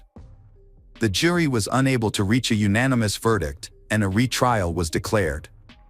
The second trial occurred in 2016, resulting in Mike's conviction for first-degree murder and a life sentence without parole. However, his lawyer successfully appealed the judgment, and it was overturned. Mike was released on $2 million bail, but the case was far from over. The prosecution sought to reinstate the original sentence through the state's highest criminal court, which would have otherwise led to a third trial. On February 11, 2019, the prosecution's motion was granted, and in April 2020, Mike's bail was revoked, prompting a new arrest warrant. The Texas Court of Criminal Appeals ultimately reversed the lower court's decision, reinstating Mike's life sentence without parole. The judge ordered Mike to continue serving his sentence, and he is currently incarcerated in a Texas prison. Hello, crime enthusiasts. Are you ready for another chilling investigation? The case of Kirsten Hatfield. Kirsten Hatfield was born on February 12, 1989, in Midwest City, Oklahoma. Kirsten's father left the family soon after her birth, and her mother, Shannon, moved back in with grandparents. When Kirsten was 2 years old, they moved to their own home. Later, Shannon remarried, but the marriage was short-lived, leaving Shannon to care for her 2 young daughters alone. Kirsten, being the older sibling, took on a lot of responsibility, helping her mother care for her younger sister, Faith. Kirsten and Faith shared a bedroom, while their mother slept in the adjacent room. On May 13, 1997, Shannon put her daughters to bed as usual. Kirsten was 8 years old, and Faith was 3. However, Faith had already fallen asleep, so Shannon only said goodnight to Kirsten and left the door to their room slightly open, as she always did, in case Kirsten or Faith needed her. At around 3 a.m., Shannon was awoken by a noise coming from the girls' room. Thinking one of her daughters was awake, Shannon got out of bed to check on them. As she approached the door, the noise stopped. Assuming her daughters had gone back to sleep, Shannon was about to return to her room when she noticed that the door to their room was now completely closed. This was unusual, as she was certain she had left it slightly open. She wondered if one of them had closed the door or if she had simply forgotten to leave it open. Shannon opened the door slightly to check, but she didn't enter the room before returning to bed. Shannon went to wake up her daughters at 6:30 a.m. the next morning, but only found Faith in their bedroom. Shannon asked Faith where Kirsten was, and when Faith said she didn't know, Shannon began a thorough search of the house. However, Kirsten was nowhere to be found. Shannon then checked outside the house and contacted the parents of Kirsten's friends to see if she had come to their house. But no one had seen her. Shannon's search efforts led her to call her father, who lived nearby, to see if Kirsten had gone to his house or not. Unfortunately, he hadn't seen her either. At this point, Shannon realized Kirsten was missing, and her father advised her to call the police. When the police arrived, they initially thought Kirsten might be hiding in the house or had simply wandered off for a walk, given the town's low crime rate. However, upon inspecting Kirsten's room, they found the window slightly open with a few drops of blood on the frame. This raised their suspicions that something more serious had occurred. Further investigation led them to discover a piece of children's underwear stained with blood on the ground outside the window. After confirming with Shannon that the underwear belonged to Kirsten, the police realized they were likely dealing with a kidnapping. More officers were called to the scene to assist with the investigation, which marked the beginning of a more extensive search for Kirsten. The police investigation into Kirsten's disappearance began with a search of the area around the house. During this search, the police spoke with Kirsten's mother, who reported hearing a noise at 3 a.m. and now realized that it may have been the sound of her daughter being taken. Despite the search, nothing suspicious was found, and the police began canvassing the neighborhood, speaking with all the residents. Unfortunately, none of the neighbors reported seeing or hearing anything unusual on the night of the abduction. However, one neighbor did mention being woken up by a barking dog around 3 a.m., which coincided with the time of the abduction. With no solid leads, investigators turned to a child psychologist to interview Faith, who was only 3 years old. Despite her young age, Faith was able to share what she had witnessed, but her statement was limited to a single phrase: "A bad person came and took my sister." This confirmed that Kirsten had not left the house voluntarily, but unfortunately, it did not provide any further information about the perpetrator or Kirsten's whereabouts. Detectives had to restart the investigation practically from scratch. Their initial suspicion leaned towards someone who knew Kirsten well, as it seemed unlikely that a stranger could abduct her from her own room without a sound. Working on this theory, police discovered that Kirsten's mother, Shannon, had a history of drug-related problems. The detectives considered the possibility that the abduction might be related to this. Perhaps the mother owed money to some people in the criminal underworld, and they decided to take her daughter as payment. The police did not rule out the mother willingly handing over her daughter. This would explain why the abduction happened almost silently. The investigation into Kirsten's disappearance continued, with detectives initially speaking to Shannon, her mother. Shannon denied any involvement, claiming to have been clean from substance abuse for some time and insisting she would never harm her daughter.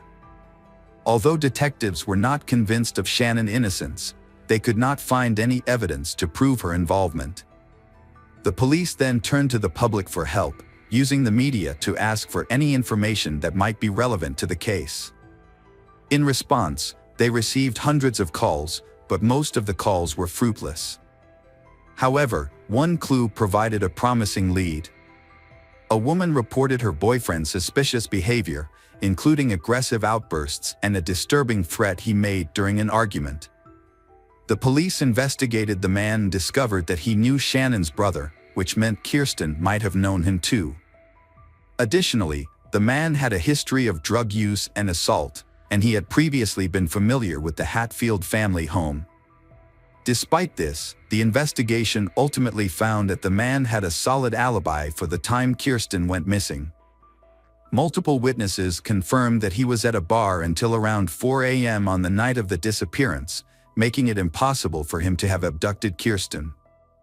Detectives pursued multiple leads, but each one led to a dead end.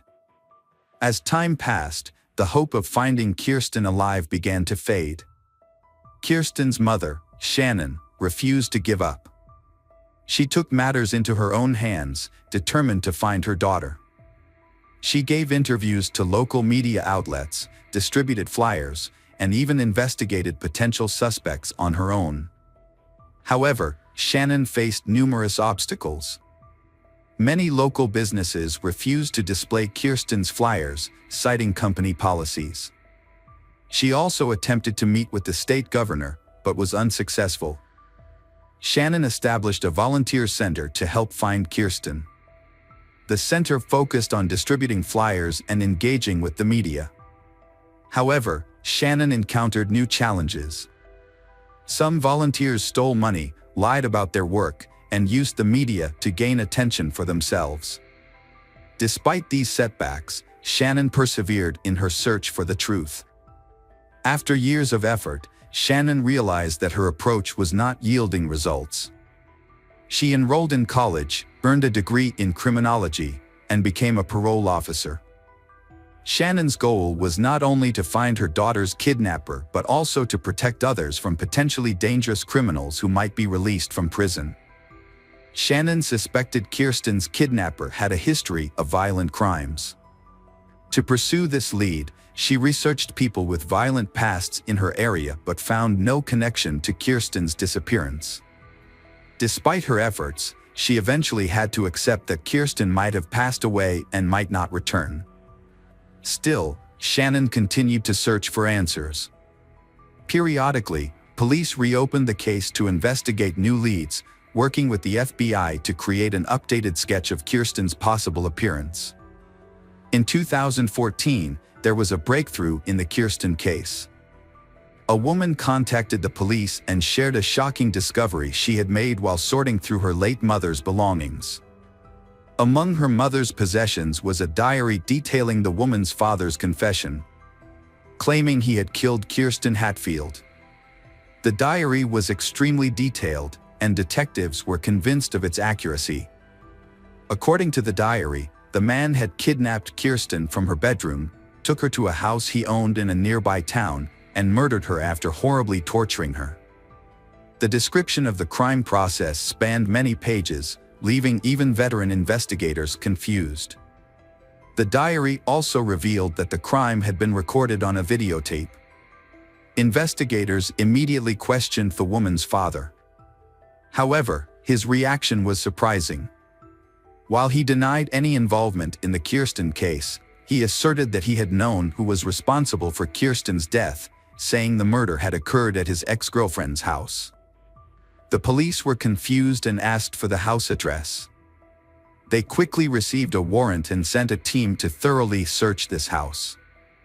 The forensic investigation began with a crucial step: the use of luminol, a substance that glows when exposed to very small amounts of blood. When the forensic team applied luminol to the scene, they were surprised by the results. An expert later described the house as lit up like a Christmas tree due to the numerous bloodstains. The bloodstains matched the details of the murder described in the diary, leading the team to believe they had finally found concrete evidence. To investigate further, police removed the floorboards, cut out sections of wallpaper, and sent these items to a laboratory for analysis. They also organized an excavation team in the hope of finding the victim's body. In addition, the police also discovered a box containing hundreds of videotapes in the house, so they had to review the diary. They suspected that one of the tapes might have contained footage of the victim being abused. Detectives meticulously reviewed each tape, but after hours of analysis, none of the tapes were related to the murder. Excavations also proved fruitless, with no remains or evidence found in the soil. However, just when the investigation seemed to have been gaining momentum, the police encountered an unexpected and shocking episode. Experts who analyzed the bloodstains in the house concluded that the bloodstains had actually belonged to an animal, not a human. This revelation left the police stunned and wondering what had just happened. Had someone deliberately deceived them with a cruel joke? Or was the person writing the diary struggling with mental health issues and convinced by a false narrative that had developed in their mind? The truth was still unknown. Detectives had run out of leads in Kirsten's case, and the case was once again stalled. In an effort to revive the investigation, the case was reassigned to a new detective named Daryl Miller in the summer of 2015. Miller decided to start from scratch and review all existing documents and records. During his scrutiny, Miller discovered something surprising. His predecessors had overlooked some key evidence, including blood found on Kirsten's windowsill and on her underwear. The evidence had been stored in a warehouse, but shockingly had never been sent to a laboratory for analysis. Miller suspected that the reason for this might have been because police initially thought the blood belonged to Kirsten, which would not have yielded any useful results. However, Miller decided to send them to the laboratory for analysis. The results were surprising. The blood sample did not belong to Kirsten, but to an unidentified man. This was a significant breakthrough after many years of investigation. Miller decided to collect DNA samples from all the men who had participated in the investigation since the kidnapping. Police tracked down each person on the list and sent their DNA to a lab for analysis. Everyone was cooperative and provided their DNA samples quickly. Miller patiently waited for the results, and finally he received a call from the lab. Experts had analyzed one of the samples and found a perfect match with bloodstains found on the window and the victim's underwear. The DNA belonged to Anthony Palma, 56. The Hatfield family's neighbor who lived across the street. Anthony had been one of the first people the police spoke to on the day of the abduction. At the time, he claimed to have woken up around 3 a.m. due to his dog barking. Now that his DNA had been linked to the crime scene, detectives decided to bring him in for further questioning. Although the DNA evidence was sufficient for a conviction, the investigators hoped to obtain a confession from Anthony.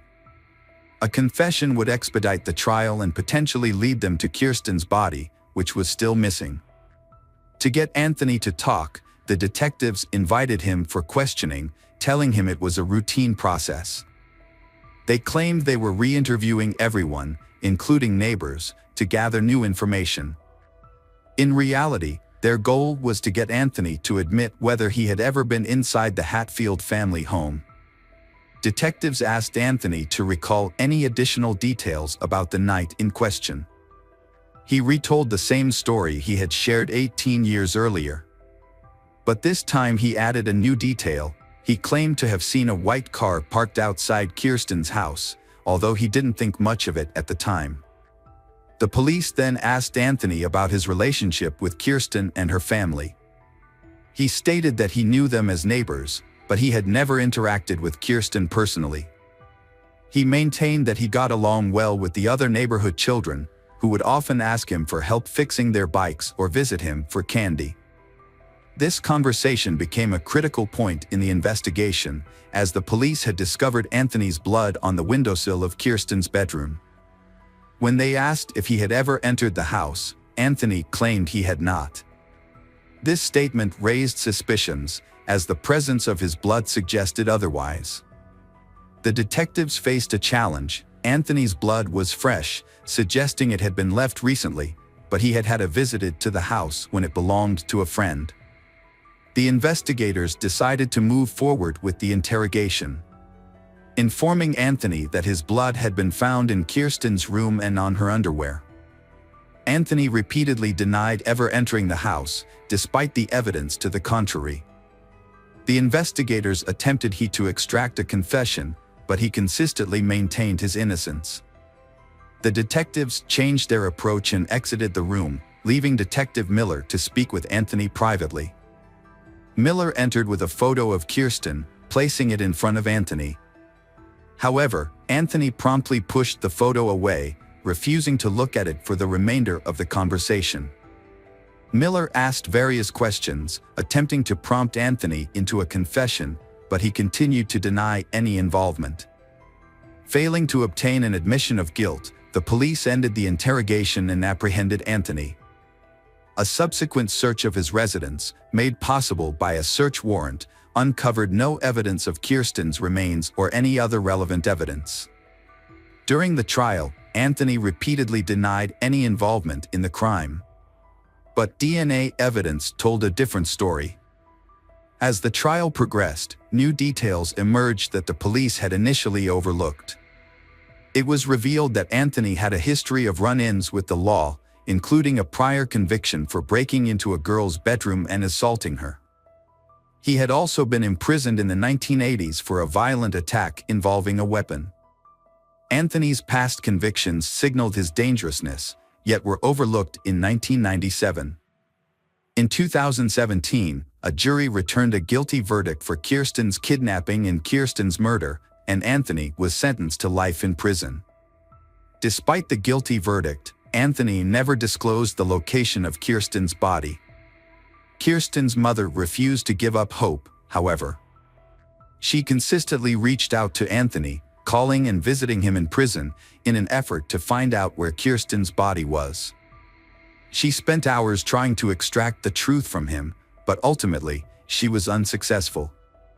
Tragically, in 2019, Anthony was killed by his cellmate, who was motivated by a desire for revenge for Anthony's horrific crime against a child. As a result, Kirsten's family's only hope of finding Kirsten's body now depends on hikers or tourists who might stumble upon it in remote national parks, where Anthony may have buried her. Hi there, investigators. It's time to uncover the truth behind another case. The case of Callie Ann Poulton. Callie Ann Poulton was born on September 20, 1989, in Rochester, New York. As an only child, she received all the love and attention from her parents. However, when Callie turned 3, her parents decided to divorce, and she stayed with her mother, Judy. Despite the divorce, Callie's father maintained a good relationship with Judy and regularly visited his daughter. After the divorce, Judy moved to a quiet suburban apartment complex in Rochester. Although Callie's father helped with childcare, Judy faced financial difficulties. To make ends meet, she took on a part-time job delivering magazines to her neighbors. Her goal was to save enough money to take Callie on a trip to Disney World the following summer. On the evening of May 23, 1994, Judy was preparing for her delivery shift. She was at home, inserting leaflets into the magazines, when Callie asked to go for a walk. It was an evening, and Callie wanted to ride her tricycle. Judy checked outside and saw other children playing in the yard, so she allowed Callie to go out for a short time, instructing her to stay within the yard. Callie ran outside with her tricycle, and Judy planned to finish preparing the magazines and then take Callie to McDonald's after completing her delivery route. Judy stepped outside with the magazines, intending to call out to her daughter Callie, but Callie was nowhere to be seen. Judy looked around the yard, called out her daughter's name, but there was no response. She searched the yard and then the surrounding complex grounds, but Callie was gone. Usually, when Callie rode her tricycle, the creaking of its wheels was noticeable, but now there was silence. As Judy's panic grew, she began to cry out for her daughter, drawing the attention of the neighbors. They joined her in searching for Callie, but no one had seen Callie.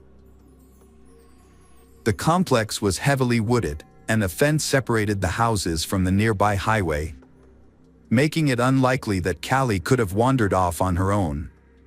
Judy knew that Callie was only allowed to ride her tricycle in their yard, and Callie had always obeyed her mother before.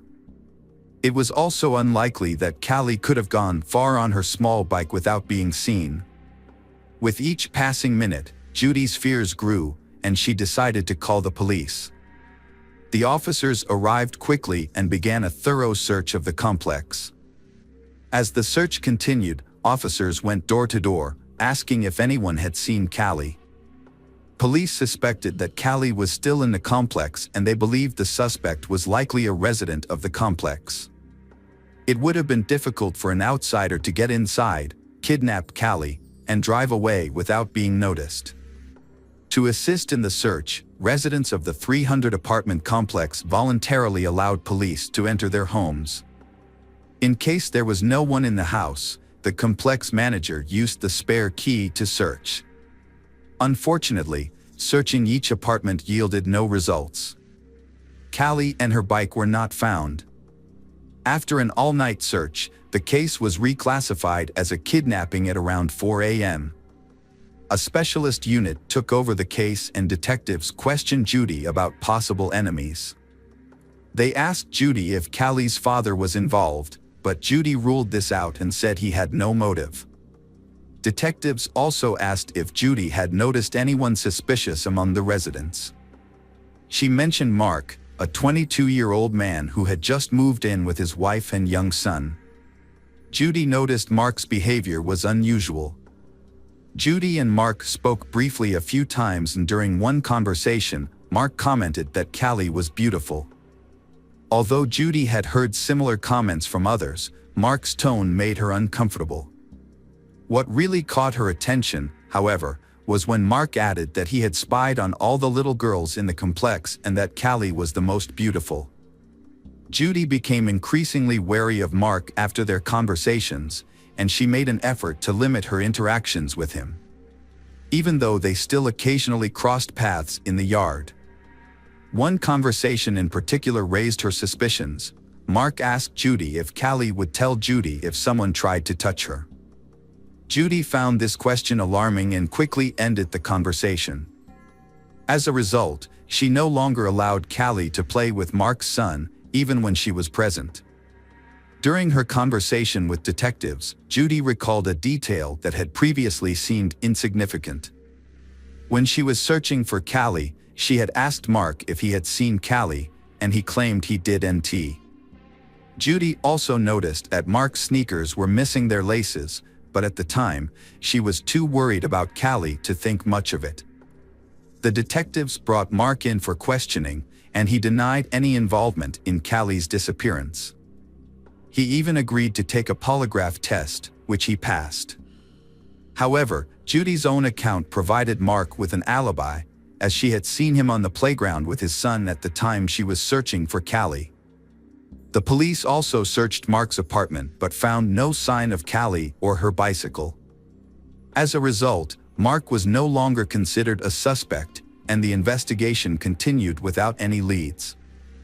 The police investigation into Callie's disappearance began by questioning her mother, Judy, as a standard procedure.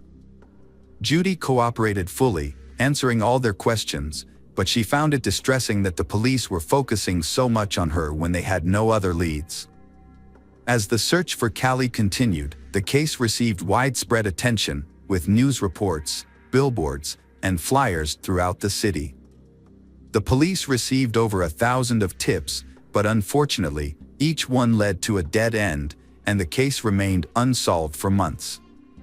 Despite the lack of progress, Judy remained hopeful that her daughter would be found alive. She quit her job to devote all her time to the search, printing and posting flyers, contacting media outlets, and working tirelessly to keep the case in the public eye. With the help of some compassionate supporters, she was able to raise $100,000 as a reward for any useful information. Judy's efforts led to national television coverage, including appearances on The Oprah Winfrey Show and a popular TV show about unsolved crimes.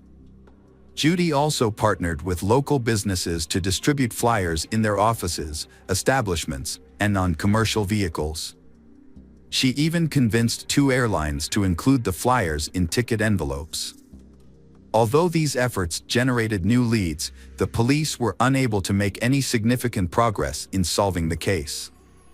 The turning point in the case occurred when a woman called the police on August 9, 1996 to report a serious argument with her husband. She was tired of his strange behavior and wanted a divorce. In an attempt to persuade her to stay, the husband confessed to a shocking crime: he had killed Callie. The woman was stunned and immediately called 911 and revealed her husband's identity to the police.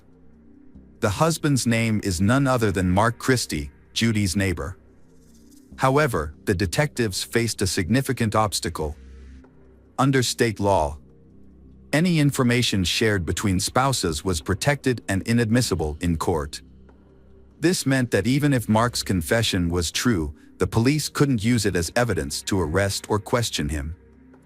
Furthermore, Mark had been in his yard with his child shortly after Callie's disappearance, and his apartment had been searched early in the investigation, making it unlikely that he had the opportunity to kidnap and kill her. The detective in charge of the case, Detective Crow, decided to talk to Mark after hearing his wife's story. Mark and his family had moved out of the complex just weeks after Callie went missing due to serious allegations.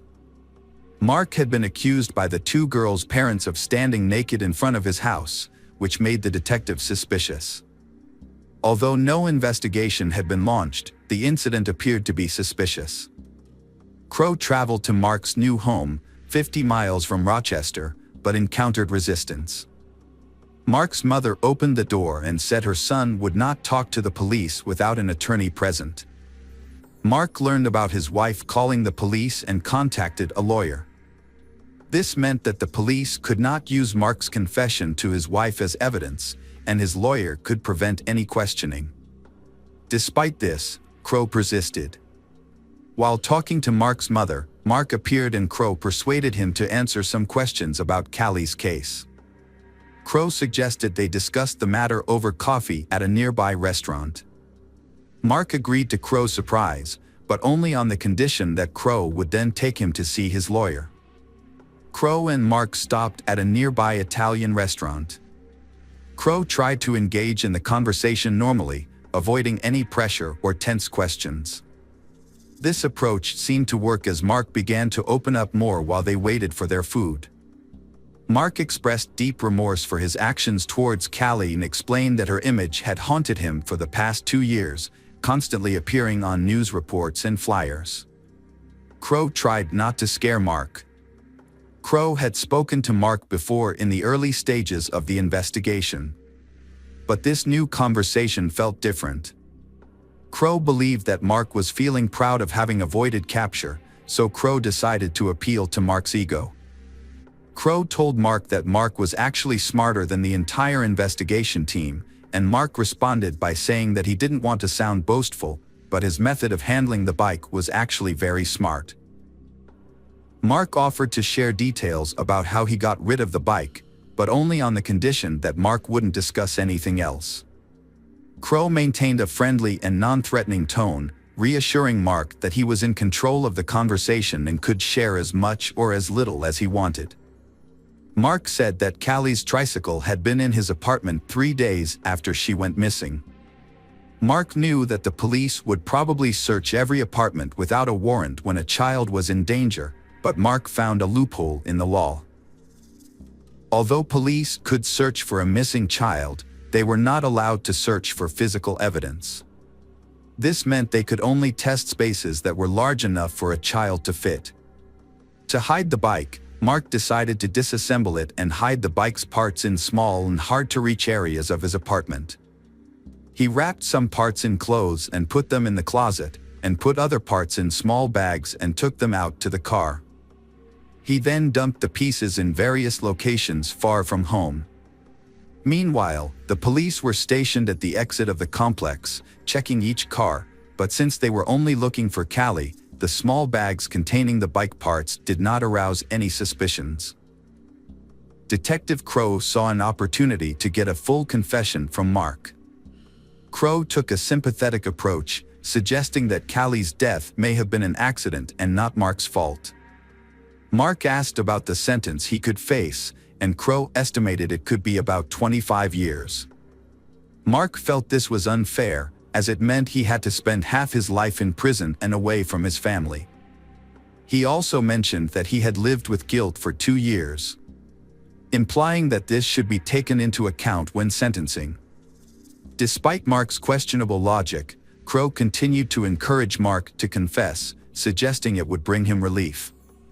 Mark agreed to tell the truth, but only after consulting with a lawyer. Crow knew that Mark's lawyer would advise Mark against confessing to a crime without solid evidence.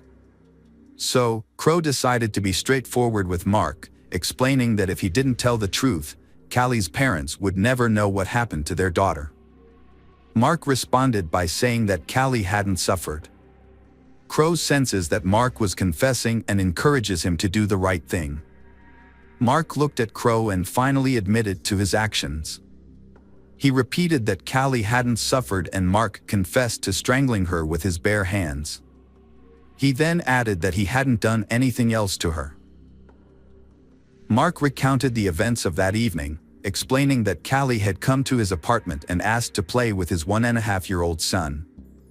Mark let her in and took her bike to the kitchen. Aware that Callie's mother wouldn't approve of her visiting, Mark let Callie go upstairs to play with the child without drawing Judy's attention to the situation.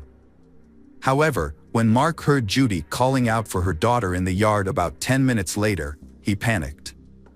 He knew that Judy would be furious if she discovered that he had let Callie into his house without permission. In a moment of desperation, Mark went upstairs to the children's room and strangled Callie with his bare hands.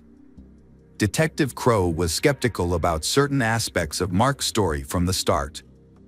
It seemed more plausible that Mark had lured Callie into his apartment under false pretenses, taking advantage of his wife's absence at work.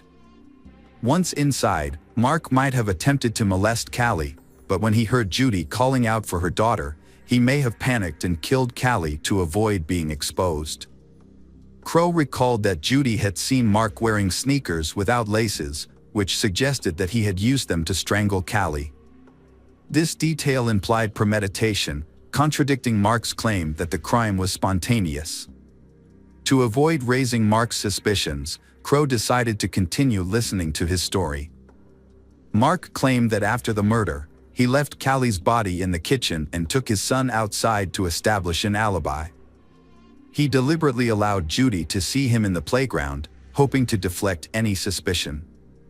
Once Judy began searching the complex, Mark returned home and hid Callie's body in a laundry basket, covering it with clothes. A short time later, he placed the basket in the trunk of his car. Mark confessed that the chaos of the search, with many people looking for Judy's daughter, allowed him to carry out these actions unnoticed. Mark took his son and drove to the building where he worked as a security guard. He parked near the back, left the basket with Callie's body by the door, and then entered the building through the main entrance, telling his co-workers he had forgotten something at work. His toll didn't raise any suspicions. So he made his way to the back door, which he opened from the inside, and retrieved the basket. Mark then climbed onto a large tank containing liquid coolant, opened the top, and dropped Callie's body into it after tying a heavy metal object to her. He got rid of Callie's clothes but left her earrings on. After disposing of the body, Mark returned home and joined the neighbors in searching for Callie. By doing so, he had already removed the body from the complex before the police became involved, and no one suspected anything. At the end of his confession, Mark expressed regret for killing Callie, stating it was a mistake. Crow paid for their food, and Mark left a $2 tip before willingly going with Crow to the police station, where he was arrested for murder. When Mark's lawyer found out about the confession, he attempted to retract it, but the attempt was unsuccessful. This was because Mark had provided the information willingly, and Detective Crow had followed proper procedures. As a result, the police went to Mark's workplace, opened the tank, and made a gruesome discovery. Even after 2 years, the victim's body was still inside.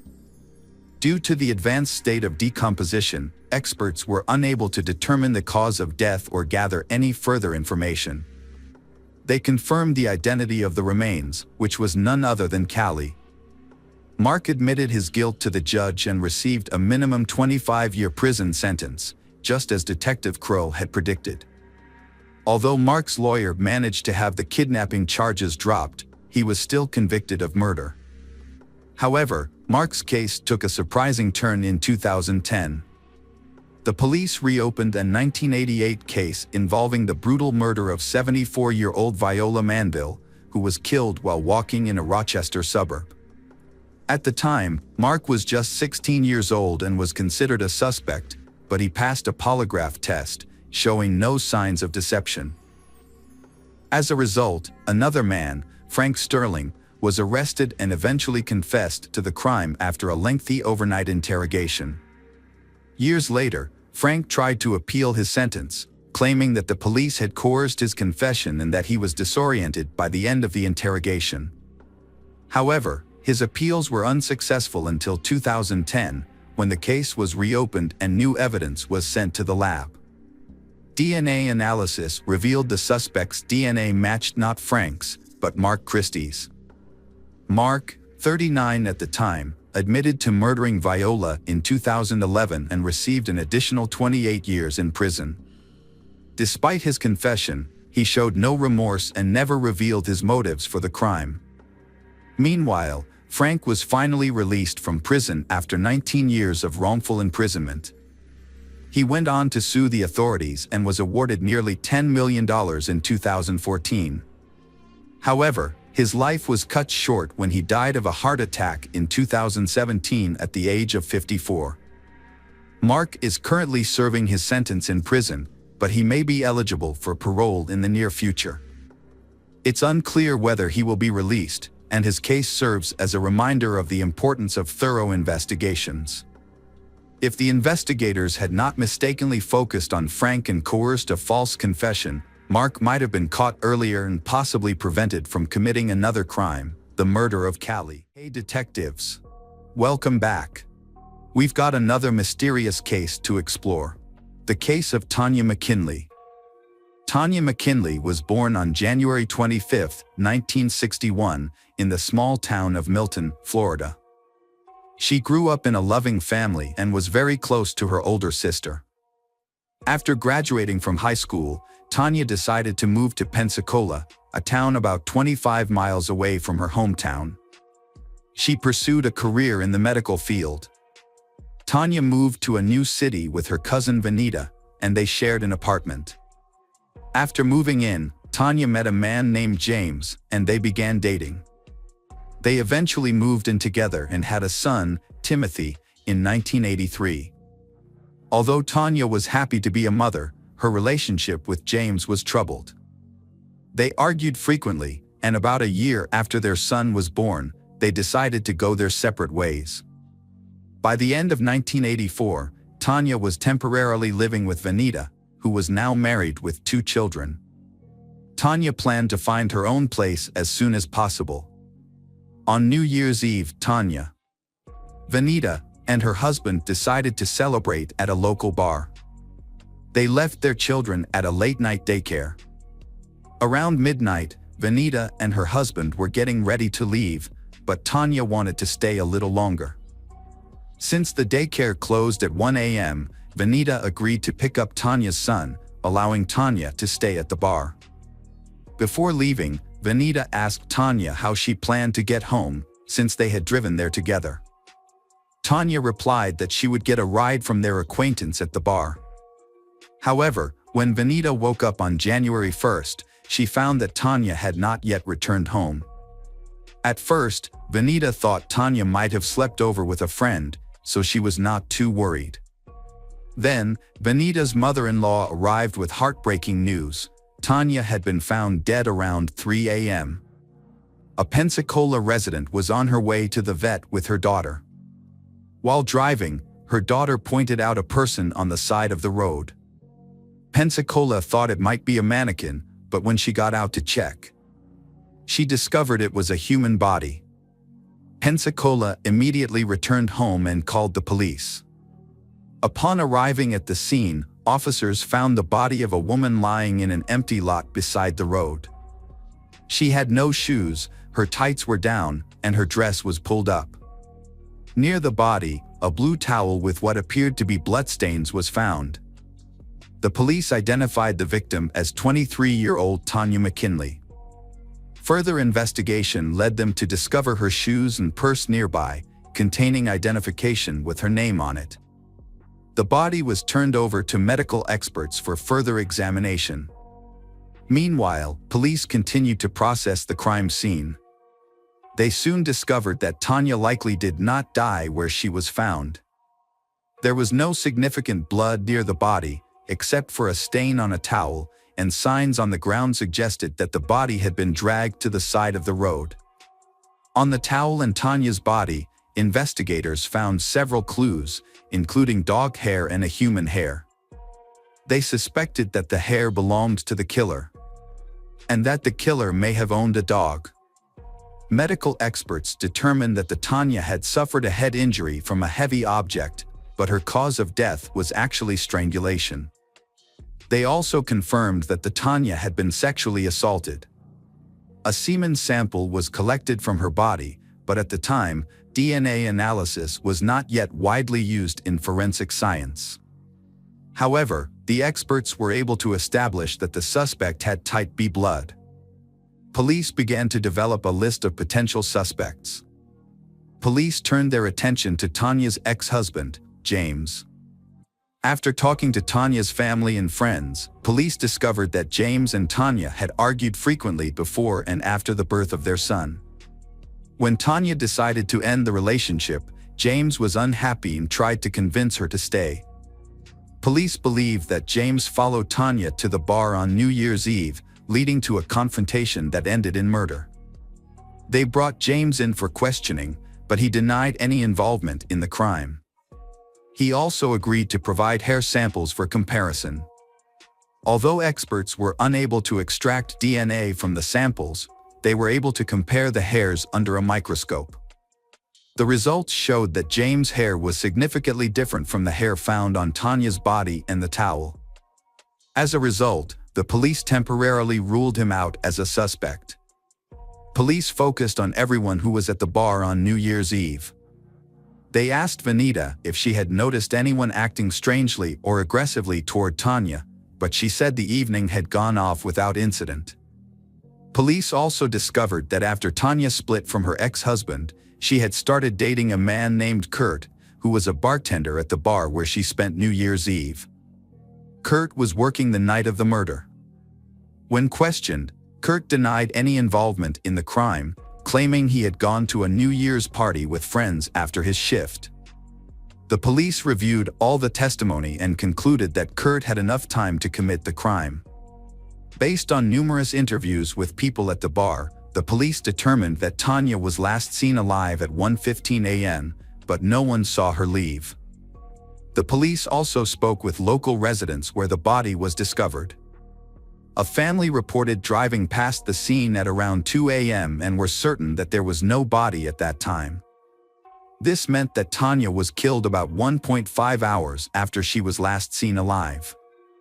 During this time, Kurt was unable to provide an alibi. He volunteered to take a lie detector test, but the results were inconclusive, and further investigation revealed that Kurt's blood type did not match the killer's blood type, as determined by a semen sample. As a result, Kurt was cleared of the crime. Unable to analyze DNA from the killer's semen, and with no witnesses or concrete evidence, police could only assume that the perpetrator likely lived in the area where the body was discovered. The case had been closed for years due to lack of concrete evidence. Timothy, who was only 18 months old when his mother died, was raised by his father and Tanya's family. Together, they kept the truth about his mother's death a secret.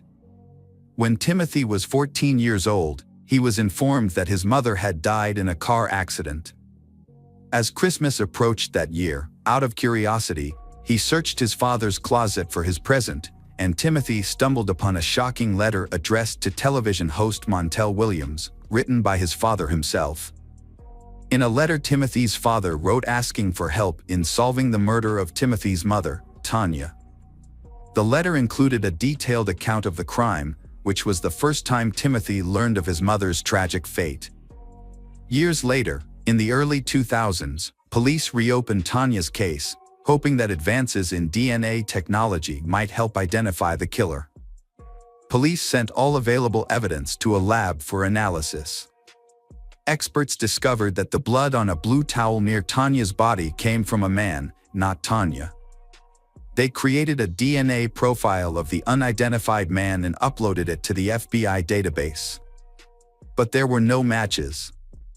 The case was put on hold until 2015, when it was reopened, 30 years after the murder. Through investigation, the police discovered from the FBI's archive database that a person had some similarities with the DNA found at Tanya's crime scene. However, the match was not strong. To investigate further, the police learned about the person's family background and even contacted his relatives for assistance. These relatives cooperated and provided DNA samples for comparison. Unfortunately, the DNA analysis showed that his family was not involved in Tanya's death, leaving the police with no new leads. In 2018, a journalist named Tony Adam became interested in Tanya's case. Tony contacted the police offering help, and the police became suspicious of his involvement. Tony joined the investigation despite having no background in criminal investigations. The police, who had made little progress in the case, hoped that Tony's involvement wouldn't hinder the investigation. In 2019, a year after Tony got involved, police decided to identify the killer's relatives. This time, they enlisted the help of Paragon, a genetic genealogy company, and expanded the search to include primarily the DNA of known criminals. Paragon expanded its search to public genetic databases, which were much larger in scope. Unlike DNA evidence collected from a crime scene, these databases contain DNA samples that people have voluntarily uploaded to find relatives. To find the killer, experts used a process of elimination, carefully analyzing the family trees of potential relatives to identify someone who matched their suspect's criteria. They were looking for a man who was at least old enough to have committed the crime in 1985 and had a connection to the area where the crime was committed. In 2020, police identified a suspect in Tanya's murder. Daniel Wells, 57, had been arrested in the late 1980s for assault and indecent exposure. At the time, he was living in Pensacola, working as a carpenter and living with his wife and children. But to confirm whether Daniel was actually the killer, detectives needed to compare his DNA to the profile they collected from the crime scene. To prevent Daniel from fleeing, the police approached cautiously. They kept watch, waiting for an opportunity to collect a DNA sample from him without arousing Daniel's suspicion. Daniel threw a cigarette butt out of the car window near his workplace. The police collected the cigarette butt and immediately sent it to the lab for analysis. Experts extracted DNA from the saliva on the filter and compared it to the DNA of the killer in the Tanya case. The results were a match. The police eventually identified Daniel as the culprit and arrested him the same day.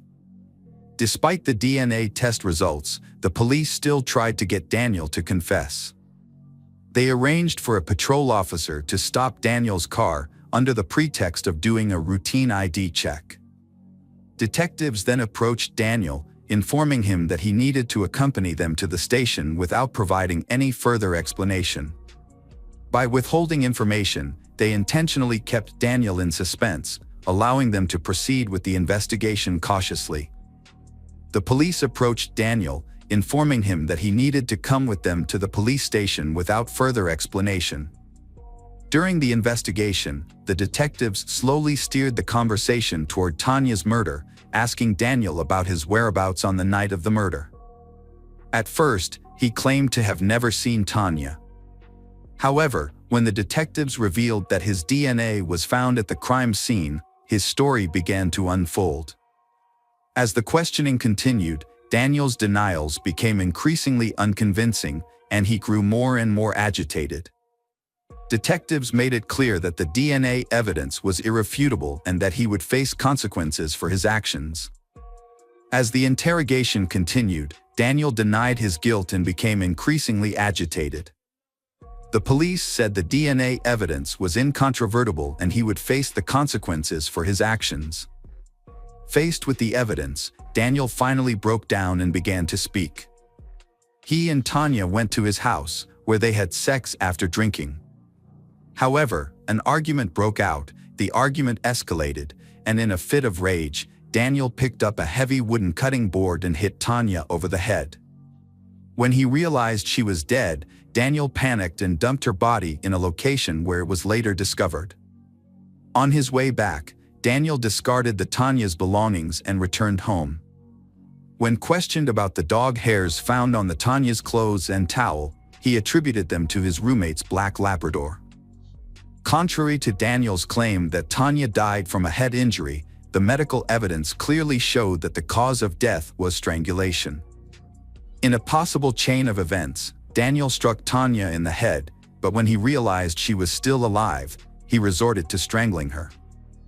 The police gathered enough evidence to arrest him for murder. Police then contacted Tanya's family, including her son Timothy, to inform them of the developments in the case. Timothy was deeply moved, thanking the police for finally identifying his mother's killer. 2 weeks after his arrest, Daniel's body was found in his cell. An investigation confirmed that he had committed suicide. Hi everyone, thanks for returning. Let's unravel another perplexing mystery, the case of Sarah Foxwell. Sarah Foxwell was born on May 18, 1998, in Salisbury, Maryland, into a large family with 2 sisters and 4 brothers. Her mother had 3 additional children from a previous marriage. After her parents divorced, Sarah's mother struggled to care for her children alone. She worked long hours, so the children often stayed with relatives. As the middle child, Sarah played a peacemaking role, usually managing to bring her siblings together despite their frequent arguments. In December 2009, 11-year-old Sarah temporarily moved in with her aunt and grandparents, who lived in a spacious farmhouse on the outskirts of Salisbury. The kids loved visiting their aunt's home, which offered plenty of room to play.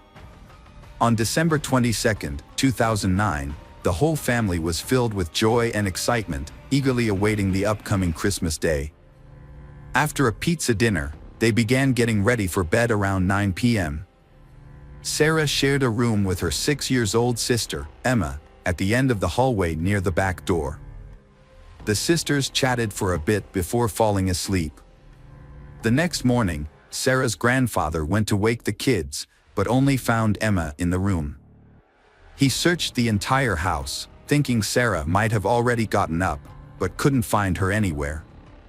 He informed Sarah's aunt, and together they thoroughly searched every room and corner of the house. When they couldn't find Sarah, her aunt suggested she might have gone outside to play in the snow, but her shoes and jacket were still at home.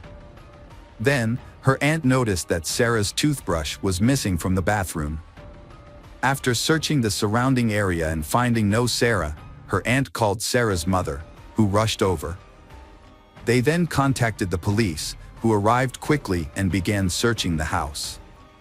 Sarah's aunt explained that she always checked the doors and windows every night before bed, including the previous evening, and the police couldn't find any signs of Sarah inside or nearby. When they learned about the missing toothbrush, the officers considered the possibility of an abduction, thinking the kidnapper might have taken the toothbrush before leaving with Sarah.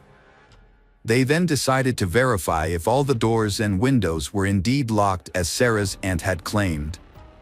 As investigators approached the back door next to Sarah's room, they found it unlocked, despite her aunt's insistence that it had been locked the night before.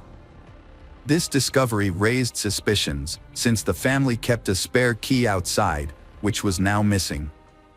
The fact that the perpetrator knew about the spare key shows that he was very familiar with this family. Furthermore, the family's dog, which normally barked at strangers, had remained silent that night. The police launched a massive search operation, fearing that Sarah might have been kidnapped. News of her disappearance spread quickly, prompting many local residents to contact the police and offer their assistance. The police chief has made a public appeal through the media, asking people to check their cameras for any suspicious activity. Dozens of local police officers joined the search, with assistance from neighboring town police departments and police from other states. The police were hopeful that they would find Sarah alive, as the perpetrator had taken her toothbrush, which could indicate that they intended to keep her alive. With this in mind, the police dedicated all their resources to the search.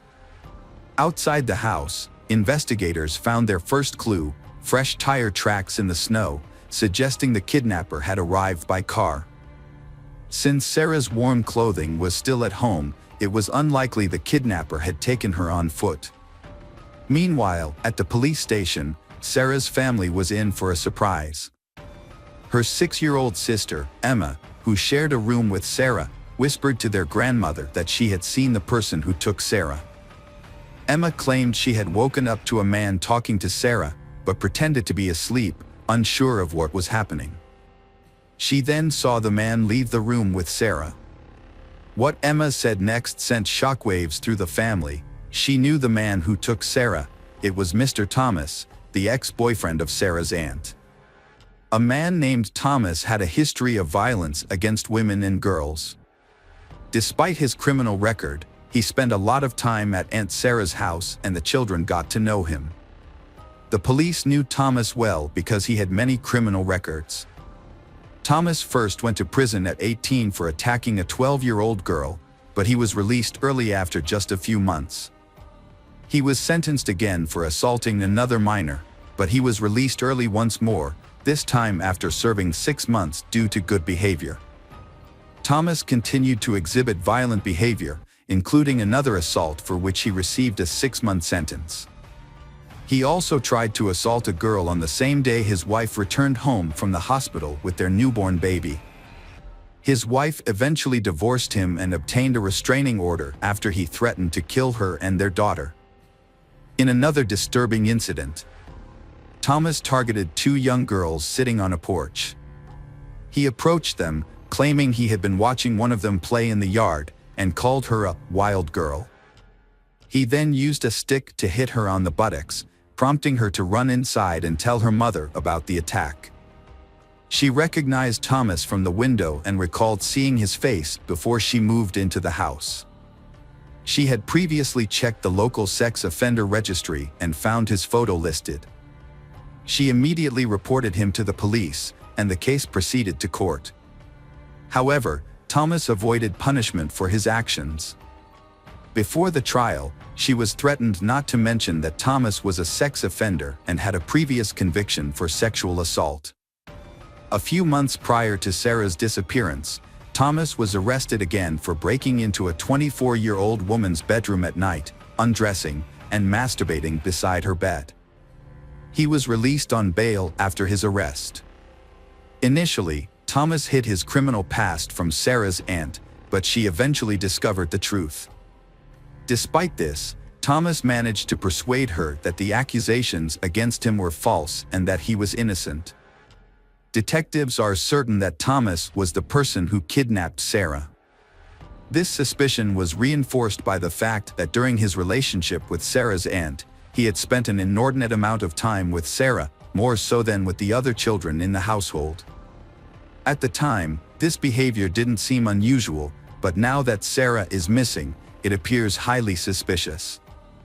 To further investigate, the police visited Thomas's residence, a shed located on his parents' property just a few miles away.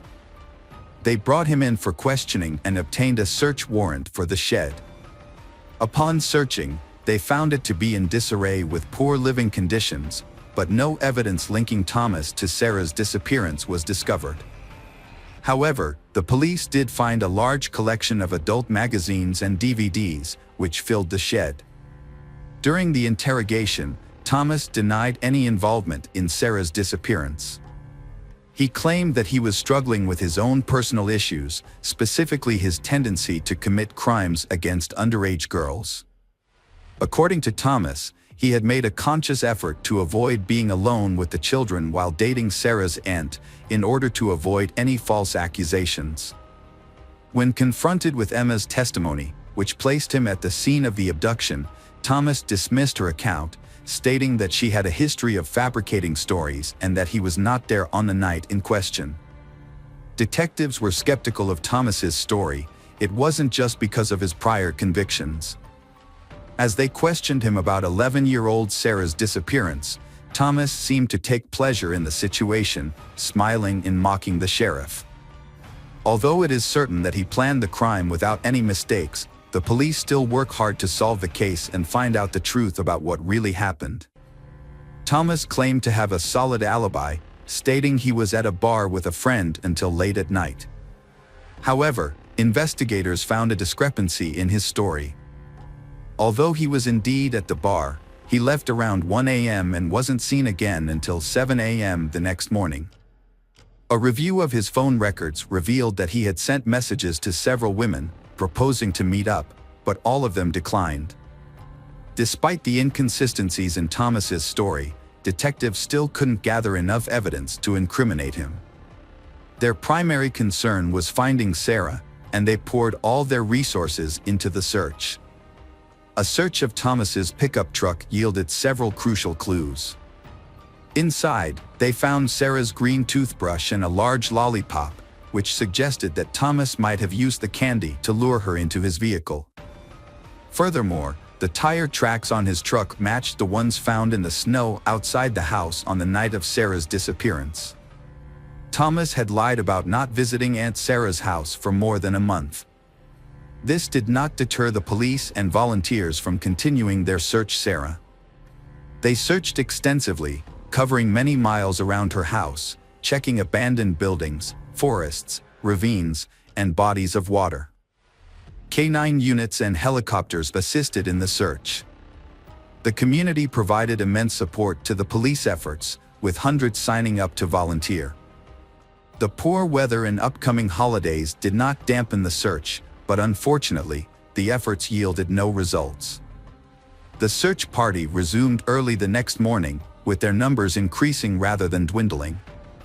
Eventually, the number of volunteers swelled to 3,000 people.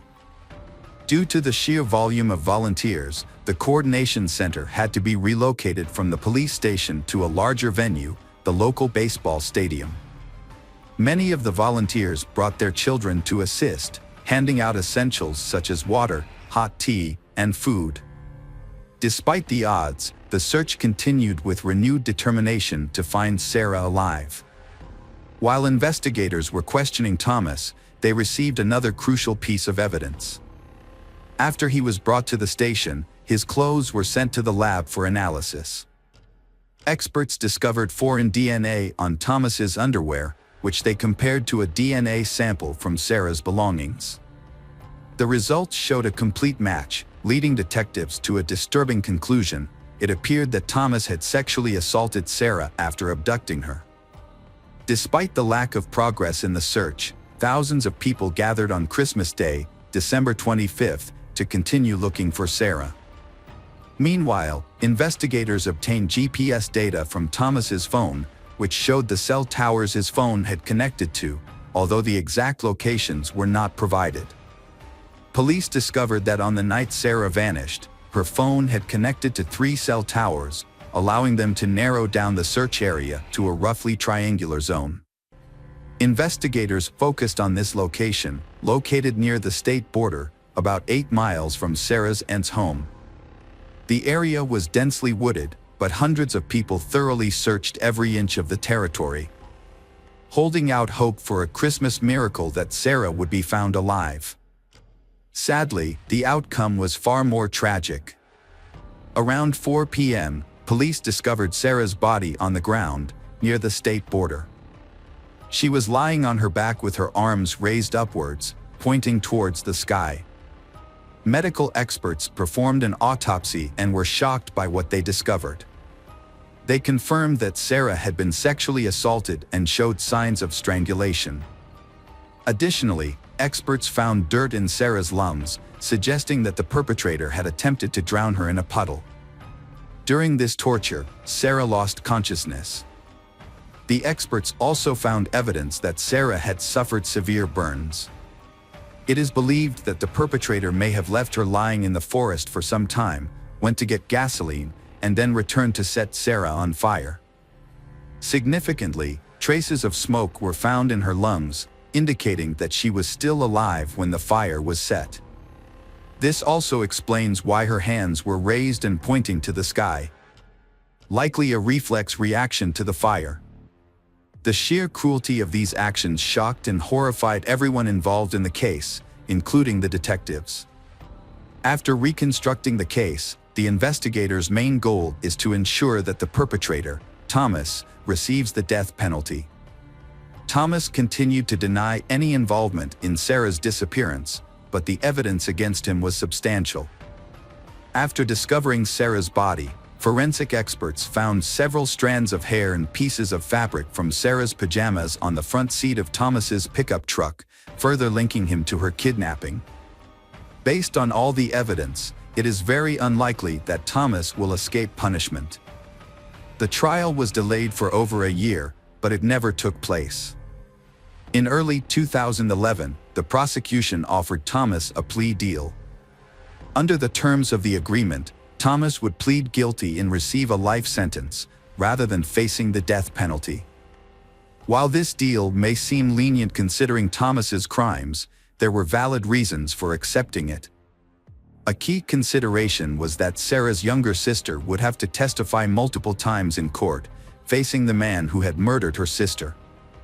Sarah's kidnapping and murder were devastating for her family, and there was a risk that the trial's outcome might not bring them the justice they sought. Due to uncertainty about securing the death penalty, the prosecution presented a plea deal. This deal meant that Thomas would not receive the death penalty, and in return, he would plead guilty to the crime. The terms of the deal also ensured that Thomas would not be eligible for early release from prison. Another issue was that the state governor at the time opposed the death penalty. Ultimately, Thomas agreed to the deal and confessed to the detectives, revealing details they already knew. He admitted to tricking Sarah into leaving her house with him, then taking her away, sexually assaulting her, and killing her. As a result, Thomas received 2 life sentences without the possibility of parole and was transferred to a maximum security prison. During his initial days in prison, Thomas was assaulted by a fellow inmate with a homemade weapon during lunch, resulting in several severe lacerations. Despite the attack, Thomas survived and was later given increased protection by prison staff. The public was outraged by Sarah's case, which exposed repeated failures in Thomas's custody, allowing him to be released but continue to commit crimes. Hi there, investigators. It's time to uncover the truth behind another case, the case of Doreen Herbert. Doreen Herbert was born on November 29, 1952, in California. She grew up in a very large family of 5 children. Her kindness and desire to help others defined her as a person. After college, she moved to San Francisco, where she worked as a physiotherapist.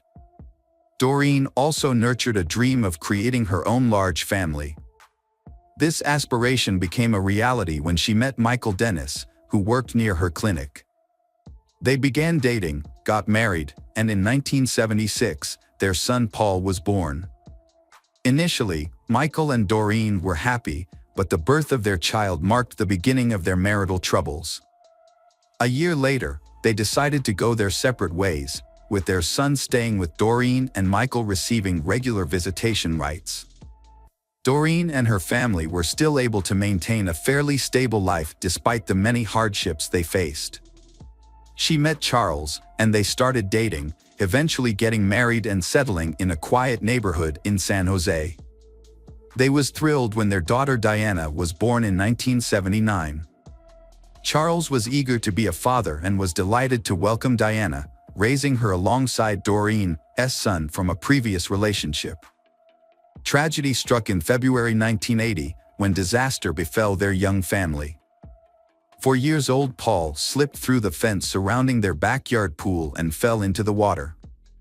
Doreen, who was at home at the time, discovered what had happened too late. She immediately pulled Paul from the water and called for emergency services. Paul was rushed to the hospital and connected to life support, but after 10 agonizing days, the medical team concluded that he had no chance of recovery. The heartbreaking decision was made to disconnect Paul from life support. Doreen was heartbroken and consumed by guilt, despite the police investigation clearing her of any blame. However, with the help of her young daughter, she slowly began to heal. For years after the traumatic event, the family finally received some good news. After 2 previous miscarriages, Doreen became pregnant again, and this time, everything seemed to be going smoothly. They was expecting a baby boy, due to arrive in early November. Just days before Doreen's scheduled hospital visit, the family decided to participate in Halloween festivities. On the evening of October 31st, the neighborhood was filled with decorated homes, children trick-or-treating, and parents handing out candy. Diana, now 4 years old, was excited to join in and her parents agreed. Although Doreen was 9 months pregnant, she accompanied her daughter on the trick-or-treating adventure, while Charles stayed home to hand out candy to other children. Charles and his wife, Doreen, had returned home from taking their daughter trick-or-treating. Just before 9 p.m., noticing they were running low on candy, Charles decided to make a quick trip to the nearby store to restock. At around 8:50 p.m., he left the house, leaving his wife and daughter behind. 15 minutes later, he returned home to find the front door slightly ajar, which seemed suspicious. As he entered the house, he was met with a horrific scene. His wife, Doreen, lay on the floor in the corridor, surrounded by a large amount of blood and showed no signs of life. Charles immediately called 911. In the living room, he then found the body of their unborn child. Charles was in shock, struggling to comprehend what he was seeing. At first, he wondered if Doreen had had a miscarriage, but he quickly realized that something much more serious had happened. Next to their unborn child lay Doreen's best severed hand, making it clear to Charles that his family had been attacked. Fearing for his daughter's safety, he frantically searched for her. There was so much blood on the floor that he slipped and fell while running through the house. Eventually, he found his daughter hiding behind the sofa in the living room. She is still alive and unhurt. When paramedics arrived, they found Doreen's weak pulse and rushed her to the hospital. Tragically, Doreen did not survive and was pronounced dead in the ambulance. Her unborn child also did not survive. The attacker had inflicted severe injuries on the baby after removing it from Doreen's womb. A post-mortem examination revealed that Doreen had been stabbed multiple times with a long, sharp object, possibly a sword or machete. The crime scene was particularly disturbing, with blood covering the floors, walls, and ceiling. Police officers at the scene were deeply affected by what they witnessed. Despite a thorough search of the house, no signs of the perpetrator or any evidence were found. However, investigators did discover bloody footprints leading from the house to the middle of the road, suggesting that the killer may have escaped in a vehicle. Soon, investigators found another crucial piece of evidence on the lawn in front of the house, a wolf mask covered in blood. They believed it might belong to the killer, as Charles reported they didn't own such a mask. The evidence was sent to the laboratory for analysis. And police attempted to question Diana, who was the only witness in this incident. Although shaken and in complete shock, Diana provided valuable details about what happened. She explained that shortly after her father left for the store, someone knocked on their door. When Doreen answered, she saw a man wearing a wolf mask and holding a long blade. He threatened to kill her, and Doreen immediately screamed at Diana to run out of the house. Diana hid behind the sofa but couldn't recall what happened next until her father found her. Initially, the police found it suspicious that the victim's husband, Charles, had left for the store just minutes before the killer arrived. This coincidence led investigators to consider him as a potential suspect. When Charles returned home, he unknowingly stepped on blood multiple times, even falling and getting covered in it.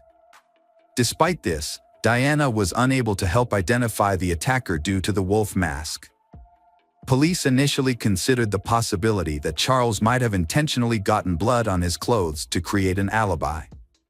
However, detectives quickly discovered several inconsistencies in this theory. Firstly, Charles's shoes did not match the bloody footprints found on the street. Secondly, the killer likely escaped in a car parked in front of the house, but no blood was found in Charles's vehicle, nor was a different pair of shoes discovered. To investigate further, police went to the store that Charles had visited that evening and spoke to the staff there. They confirmed that Charles had indeed purchased candy from him. This established an alibi for Charles, as he didn't have enough time to commit the murder. Surveillance footage from the store supported Charles's account, leading detectives to temporarily rule him out as the prime suspect. They then asked Charles if he knew of anyone who might want to harm his family. Charles immediately pointed out Michael, Doreen's ex-husband. According to Charles, Michael's behavior changed dramatically after the death of their son, who had drowned in the pool. Michael blamed Doreen for the boy's death, believing she had deliberately killed Paul to cut ties with him. Michael filed a lawsuit against his ex-wife Doreen, holding her responsible for the death of Paul, but lost the case. Their marriage had been troubled even before their divorce. After the birth of their son, Michael's behavior became increasingly erratic, often withdrawing into depression and distancing himself from his family. Doreen suspected that Michael's childhood traumas were to blame. As a child, Michael had hearing problems and wore a bulky hearing aid, which earned him constant teasing from his peers. This led to him growing up as an introvert with few friends and a fear of interacting with women. Although his relationship with Doreen seemed to have helped him overcome these issues, they eventually resurfaced and contributed to their decision to divorce. When Doreen married Charles, Michael began to resent her, particularly for the fact that another man was raising his son. These feelings became even worse after Paul's death, made Michael hate his ex-wife even more. Michael has also been unemployed for a long time, which had a significant impact on him. After considering this information, the detectives decided to visit Michael's house to speak with him. Although Charles's statement alone was not enough to make Michael the main suspect, the fact that Michael lived only 2 miles from Doreen's house prompted the detectives to pay him a visit immediately. The officers arrived at Michael's home around midnight and noticed a pickup truck parked near the garage. When police shined their flashlights on Michael's car, they saw blood on the steering wheel and keys. They knocked on the door, but no one answered. Lights were still on inside the house and they could hear running water, leading them to suspect that Michael might be destroying evidence or washing bloody clothes. They continued knocking until Michael opened the door. Michael remained calm, even after being informed Doreen's murder. Michael answered the officers' questions calmly and allowed them to enter his house without a warrant. He claimed that he had gone to the store earlier that day, returned home, and hadn't left since. He even agreed to sign a form allowing the police to search his home. However, as he reached for the pen to sign, officers noticed a deep cut on his right hand. Michael explained that he had accidentally cut himself while carving a pumpkin for Halloween, but the police were skeptical of his story. The wound was fresh, with blood still seeping out. As officers searched the house, Michael accompanied one of them upstairs to retrieve his ID. However, when Michael reached for the bed headboard, the officer intervened, sensing suspicious behavior.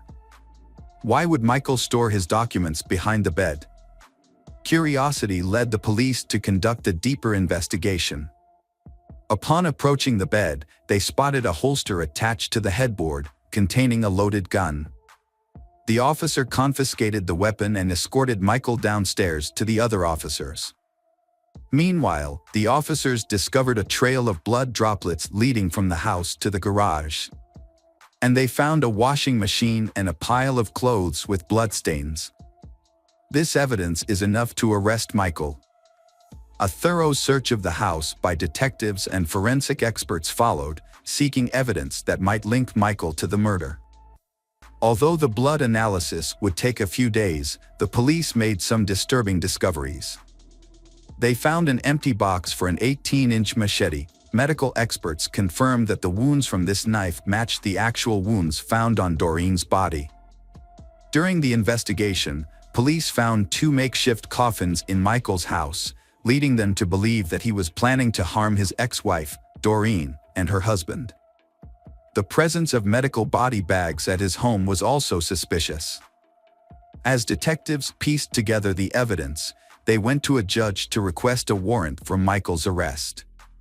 However, due to a lack of concrete evidence, they were initially only able to hold him for a limited time. When the judge refused to issue an arrest warrant, citing insufficient circumstantial evidence to convict Michael, he was released from prison. But detectives eventually got vital information from the autopsy results. Experts discovered that the crime scene had blood from 2 individuals. One blood type was identified as Doreen's, and the other was Michael's. This evidence suggested that Michael had likely injured himself while attacking Doreen. With this new evidence, the judge quickly issued a warrant for Michael's arrest, charged him with the murder of Doreen and her unborn child. In addition, detectives discovered that Michael owned a wolf mask identical to the one found near Doreen's house the previous Halloween. Further inquiry revealed that Michael had worn the mask to a party, and a photograph of him wearing it was even obtained by police. To validate this, detectives searched Michael's home and found the same clothing he wore in the photo. To search for new clues to the case, the police interviewed Doreen's neighbors about the incidents that happened that night. Several children who were trick-or-treating reported seeing a man wearing a wolf mask standing across from Doreen's house, eyeing it intensely. This sighting occurred around 7 p.m., a full 2 hours before the murder. Michael's trial commenced in July 1988, 4 years after the crime. He initially pleaded guilty but later changed his plea to not guilty by reason of insanity. A psychologist evaluated Michael and diagnosed him with severe mental health issues. Michael claimed that the horror of Halloween was too much to bear, as the sight of children trick-or-treating reminded him of his own loss and triggered a mental breakdown. He alleged that this breakdown led him to visit Doreen's house armed with a machete on the evening of the murder. When Doreen opened the door, Michael revealed his true identity as the man behind the mask and made a shocking statement: she killed their son. Recognizing the man as Michael, Doreen quickly screamed for her daughter to run and Michael immediately attacked her. Michael claimed he was unaware that Doreen was pregnant at the time of the attack, but this assertion was met with skepticism. Doreen was visibly pregnant, standing at 4 feet 1 inches tall, and her friends found it hard to believe that Michael wouldn't have noticed, especially given her prominent belly. In fact, her friends joked that her pregnancy had made her almost as wide as she was tall. The prosecution argued that Michael was fully aware of his actions and had planned the crime in advance, a claim supported by evidence from the investigation. Detectives discovered that Michael had previously shared his desire to kill his ex-wife and her husband with friends, and had even discussed disposing of their bodies in the bay. The presence of 2 coffins and body bags in his home suggested that he was serious about carrying out this plan, and the prosecution argued that he had adjusted his intentions for some reason to target Doreen instead. Michael may have panicked or feared being caught, prompting him to leave the house quickly. During the trial, Doreen's 9-year-old daughter, Diana, testified about what she witnessed. Charles had wanted to spare his daughter the traumatic experience, but she was the only witness to the crime. The trial lasted a year, ultimately resulting in Michael's conviction for the murders of Doreen and her unborn child. Michael was sentenced to death, but a moratorium on the death penalty in California delayed his execution. As a result, Michael remains in prison, and his sentence will be no carried out. Years later, Diana revealed that the murder had such a profound effect on her, and she could never forget the horror she witnessed. Ultimately, Diana decides to forgive Michael and try to move past the past to focus on the future. Hello again, true crime fans. We've got another mysterious case to explore. The case of Jessica Knott. Jessica Knott was born on June 22, 1986, in Allamont Springs, Florida. She grew up in a loving family with her parents, an older brother, and a younger sister. Her father worked in construction and often traveled to other states for work, so her mother mainly took care of her and her siblings. Throughout her childhood, Jessica was a cheerful and active girl who loved playing outdoors with her friends and siblings and had a special love for animals. On April 5, 1996, when Jessica was 9 years old, her family planned to visit her grandparents for Easter. While her mother packed for the trip, her father went to the store to buy some vacation items. Jessica asked her mother if she could go to the yard to wait for her father to return. Her mother agreed but told her to stay in the yard and not wander off. The family's apartment complex was located in a quiet area, surrounded by many trees and away from the main road. The neighborhood was considered safe, and children often played outside without regular adult supervision. However, when Jessica's father returned home around 6 p.m., he asked his wife where Jessica was, and she was surprised to learn that Jessica was not in the yard as she had thought. The parents searched the yard but couldn't find their daughter Jessica. Growing increasingly worried, they started asking neighbors if they had seen Jessica. A neighbor reported seeing Jessica sitting on a bench, reading a book, but this information yielded no results. As night began to fall and Jessica was still missing, her parents contacted the police.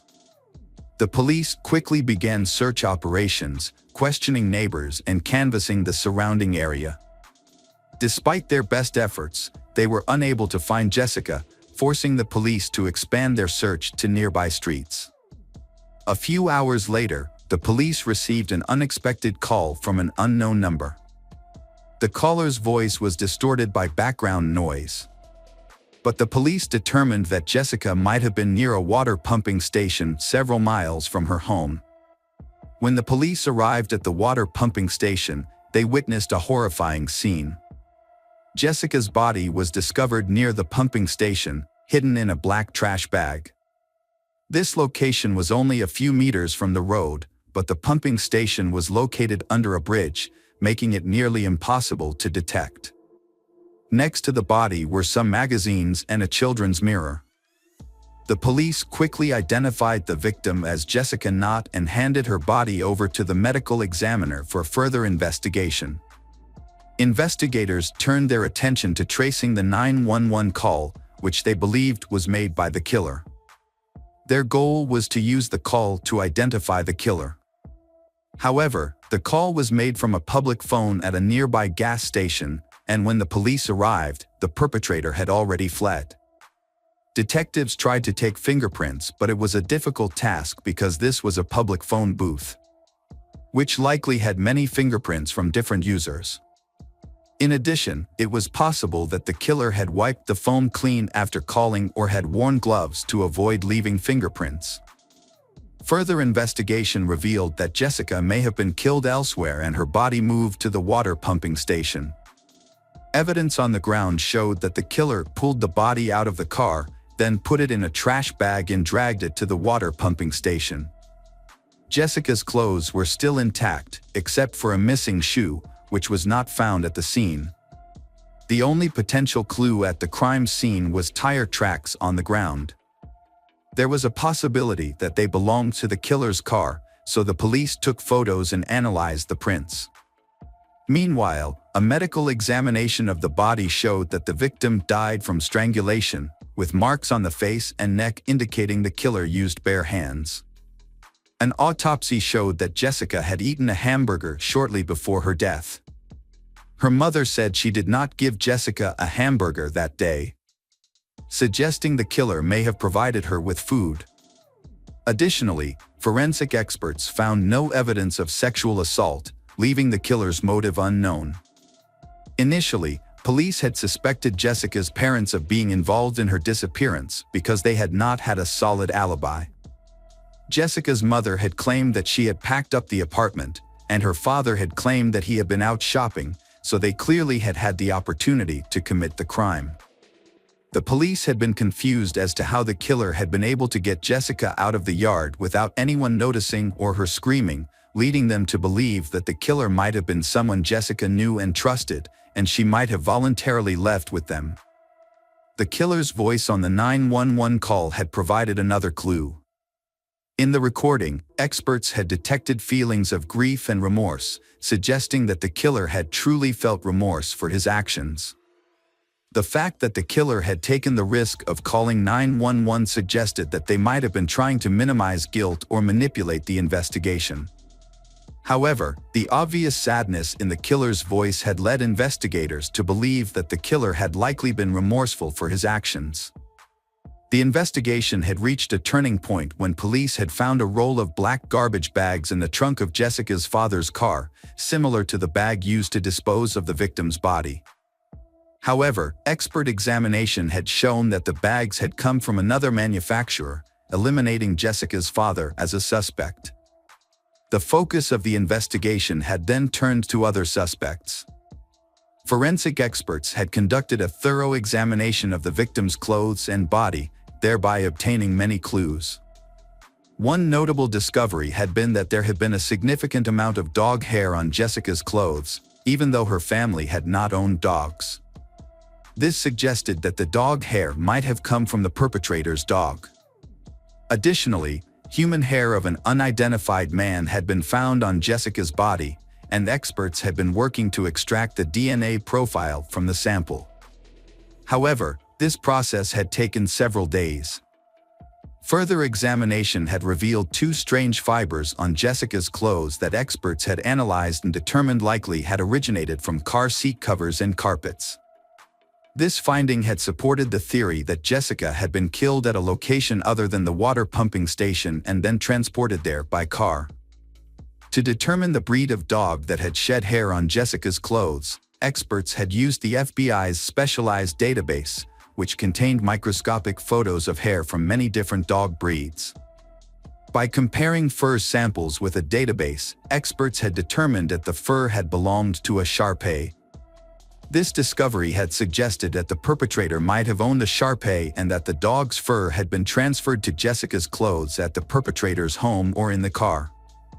According to investigators' initial theory, the killer might have lured Jessica into his car, taken her to buy hamburgers at McDonald's, and then taken her to his home, where she had been murdered. To aid the investigation, experts had tried to improve the quality of the phone call recordings, but this had proved difficult. They had decided to try a different approach and sought help from NASA, which had advanced audio enhancement tools originally designed for use in space recordings. NASA had agreed to assist and provide police with higher quality audio. However, experts still needed to sample the suspect's voice to compare with the call recording. Detectives had suspected that the killer might have known Jessica, so they had played the call recording for her mother, hoping she could recognize the voice. At first, she had said the voice was familiar but couldn't place it. When she had heard it a second time, she suddenly had realized that the voice belonged to a neighbor who had lived in their complex. Although she couldn't remember his name, she had told detectives that he often had taken his Shar-Pei for walks in the yard. Police had quickly identified this man as James Crow, 35 years old. Hours after Jessica had disappeared, investigators had questioned her neighbors, including James Crow. James had told them that he had seen Jessica in her yard while walking his dog, Pumpkin, a Shar-Pei. They had exchanged a few words and then he had left. Detectives had looked into his past and had found no history of criminal activity. He used to be a truck driver, but had been currently unemployed and had spent most of his time walking around the neighborhood with his dog. Detectives realized that the similarity in voice and breed of dog had not been enough to arrest James, so they obtained a search warrant for James' car. Inside, they found two disturbing clues. Under the front passenger seat, they discovered an empty Happy Meal bag, which was suspicious because James had no children and Jessica had had a McDonald's hamburger in her stomach. Additionally, the car had brand new tires that had barely been used, which James had claimed to have changed on the day Jessica was murdered. However, his previous tire had not been very old and could have lasted a few more years. Police investigated further and discovered that one of James' old tires had been left behind at an auto service. When they compared the tire tread pattern to prints found near Jessica's body, they did not match. However, it was possible that tire marks on the ground did not belong to the killer's car but to another vehicle. Police also searched James' apartment, where they found a box containing several rolls of trash bags similar in size and color to the one found on Jessica's body. To determine if there was any connection between the bags, detectives needed to find a way to prove that they had come from the same manufacturer. At first, this seemed impossible, as the bags had no distinctive markings or features and there were hundreds of manufacturers of similar products. the detectives had had an idea to solve this problem. They contacted Roberts, a quality control specialist for the company that had manufactured the bags found in James' apartment. Roberts pinpointed the factory that had produced the bags based on a special code on the cardboard box containing the rolls. The code indicated that the product had come from a facility in Virginia. Roberts explained that a small amount of iron or titanium was added to the bag's composition, depending on its color. Because the factory produced bags in many different colors, the materials used in production changed constantly, causing the ratio of plastic and iron or titanium to change daily. To take advantage of this information, experts used high-intensity X-rays to measure the presence of iron and titanium in the plastic of handbags from the suspect's apartment and the crime scene. This analysis provided exact ratios of elements, which were identical in both bags. This suggested the bags had been made on the same day and possibly from the same batch. However, there was more to the story than that. During the production of garbage bags, microscopic debris accumulated on the machine and imprinted on the plastic sheets as they were rolled out. This created a unique stripe pattern on each bag, visible to the naked eye.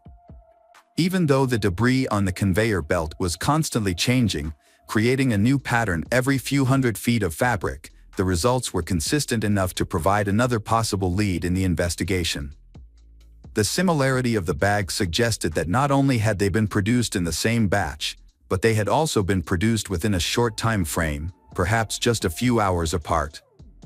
Comparison of the bags from the suspect's apartment and the crime scene revealed a striking match in the lines and patterns on the bags.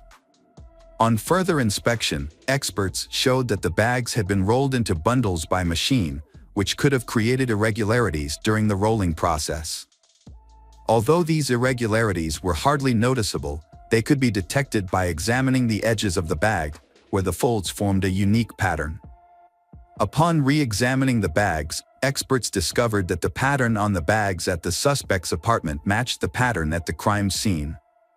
Further analysis also revealed that fibers found on Jessica's clothing had matched the carpet in James' apartment and the upholstery of his car seat. An audio expert had also analyzed the 911 call recording and compared it to James's voice sample, concluding that the voice in the recording belonged to James. Although the evidence was only circumstantial, detectives still believed in James' involvement in the case and decided to arrest him. James was taken into custody, and the prosecution announced its intention to seek the death penalty. Despite James continuing to deny guilt, the case still went to trial. The prosecution presented its theories, highlighting James' frequent outdoor activities with his dog, which had earned him the trust of local children, including Jessica. According to police, James had met Jessica while walking his dog and had struck up a conversation. He offered to take her to McDonald's, and she agreed because she knew him. After the meal, James allegedly invited Jessica to his home. While his wife was away, evidence had shown that Jessica was actually at James's house that day, as fibers from his living room carpet were found on her clothes. The investigation revealed that James might have tried to attack Jessica, but something went wrong. Forensic evidence indicated that the killer had strangled Jessica with their bare hands and pressed their palms against her face, possibly to silence her if she tried to scream. Panicked, the killer then placed Jessica's body in a trash bag and transported it to their car without arousing suspicion from the neighbors. The killer dumped her body near a water station, called 911 from a nearby gas station, and returned home. During the preliminary hearings, James's attorneys attempted to defend the evidence, arguing that there was no concrete proof of James' guilt. Although the judge accepted the evidence, the defense pointed out that in murder cases, the standard of proof is higher and more direct. Therefore, the possibility that James could avoid the death penalty was very large. A plea agreement was offered to James based on the circumstances surrounding the case. The deal required him to plead guilty to second-degree murder and accept a sentence of 40 years in prison without parole, thereby avoiding the death penalty. 2 years after the murder, in the summer of 1998, James accepted the deal. Although he was not required to provide details about the crime, he said that one of the reasons he accepted the deal was to spare Jessica's family the torment of the trial. The prosecution believed James showed genuine remorse for his actions and used the 911 call as evidence. The purpose of the call was unclear, but it suggested James was trying to alleviate his guilt. However, Jessica's parents were not satisfied with this deal because they had hoped for the death penalty and wanted James to confess to the crime. Despite this, James remained silent about the details of his actions. James did not fully serve his sentence. He died in November 2011 at the age of 49 from health problems, taking with him details of his crimes and motives. Hello again, true crime fans. We've got another mysterious case to explore. The case of Samantha Josephson. Samantha Josephson was born to Seymour and Marcy Josephson in Princeton, New Jersey, and grew up in Robbinsville, New Jersey. She majored in political science at the University of South Carolina. She plans to attend Drexel University School of Law with the goal of specializing in international law. Samantha received a full scholarship to Drexel University and a partial scholarship to Rutgers University, and hopes to pursue a career in international law. Samantha was a member of the Alpha Gamma Delta sorority and had the opportunity to study abroad in Barcelona. While in South Carolina, she also visited Madrid and Paris. Samantha had a boyfriend named Greg. Samantha and Greg communicated regularly through text messages and phone calls every day whenever possible. Even though Samantha was about to enter law school, they still planned to build a future together. Greg planned to move in with her and support her. However, everything changed on Friday, March 29, 2019, when Samantha did not return to her apartment. On March 28, 2019, Samantha decided to hang out with her roommate and friends in Columbia, South Carolina. Although her boyfriend, Greg, was unable to come along, the group visited several bars before ending up at the Bird Dog Bar in 5 Points, a popular place for students to socialize. Samantha was hanging out with friends, but she kept texting her boyfriend, Greg. She wanted him to drive to Columbia to be with her. However, they had plans to meet up the following weekend, so Greg decided not to go to Columbia with her. He kept in regular contact with Samantha. Around 2 a.m., Samantha left and returned to her apartment alone. She called an Uber to get home. Samantha was waiting for an Uber. While waiting, she talked to Greg on the phone at around 2:04 a.m. and told him she was on her way home. She had used Uber many times before to get to and from bars. Shortly after requesting a ride, a car pulled up at the curb where Samantha walked up to the car, realized it wasn't hers, and then turned around to return to her spot on the sidewalk. She was wearing an orange shirt and black pants. After some time, a black Chevrolet Impala pulled up in front of Samantha. She said goodbye to Greg, assuming the Impala was her ride. She opened the door, exchanged a quick word with the driver, and got into the back seat. The car sped off immediately.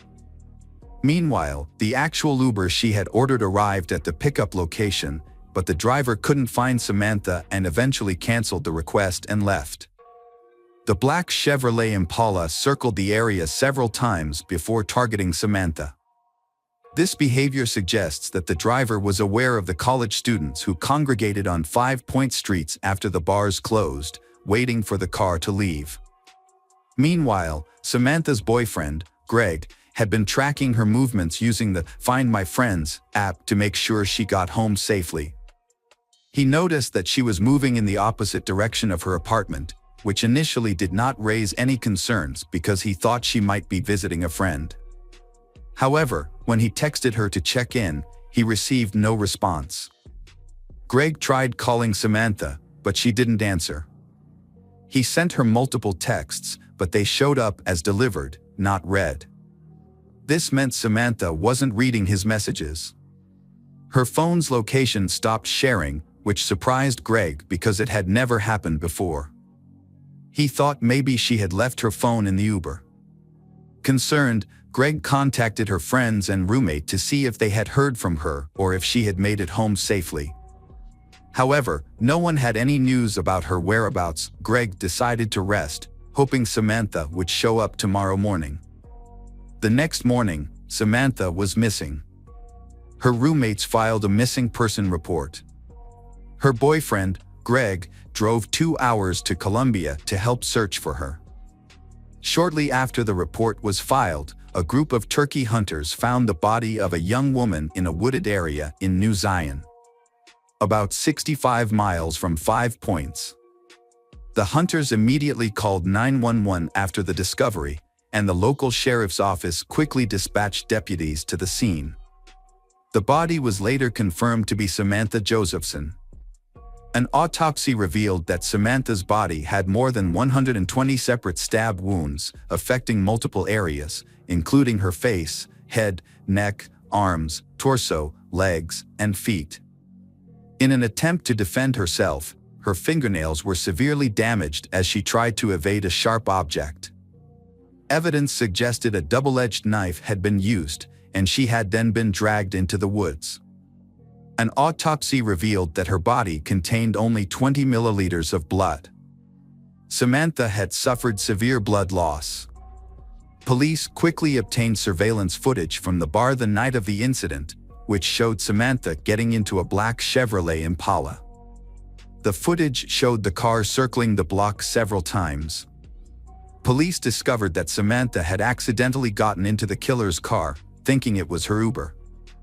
The Uber that Samantha had called arrived a short time later. However, when the driver realized that Samantha was not there, he canceled the ride and left. Police believe that the suspect may have used a childproof lock to lock her inside, as when the childproof lock is on, the doors can only be opened from the outside of the car, so Samantha would not have been able to get out at that point.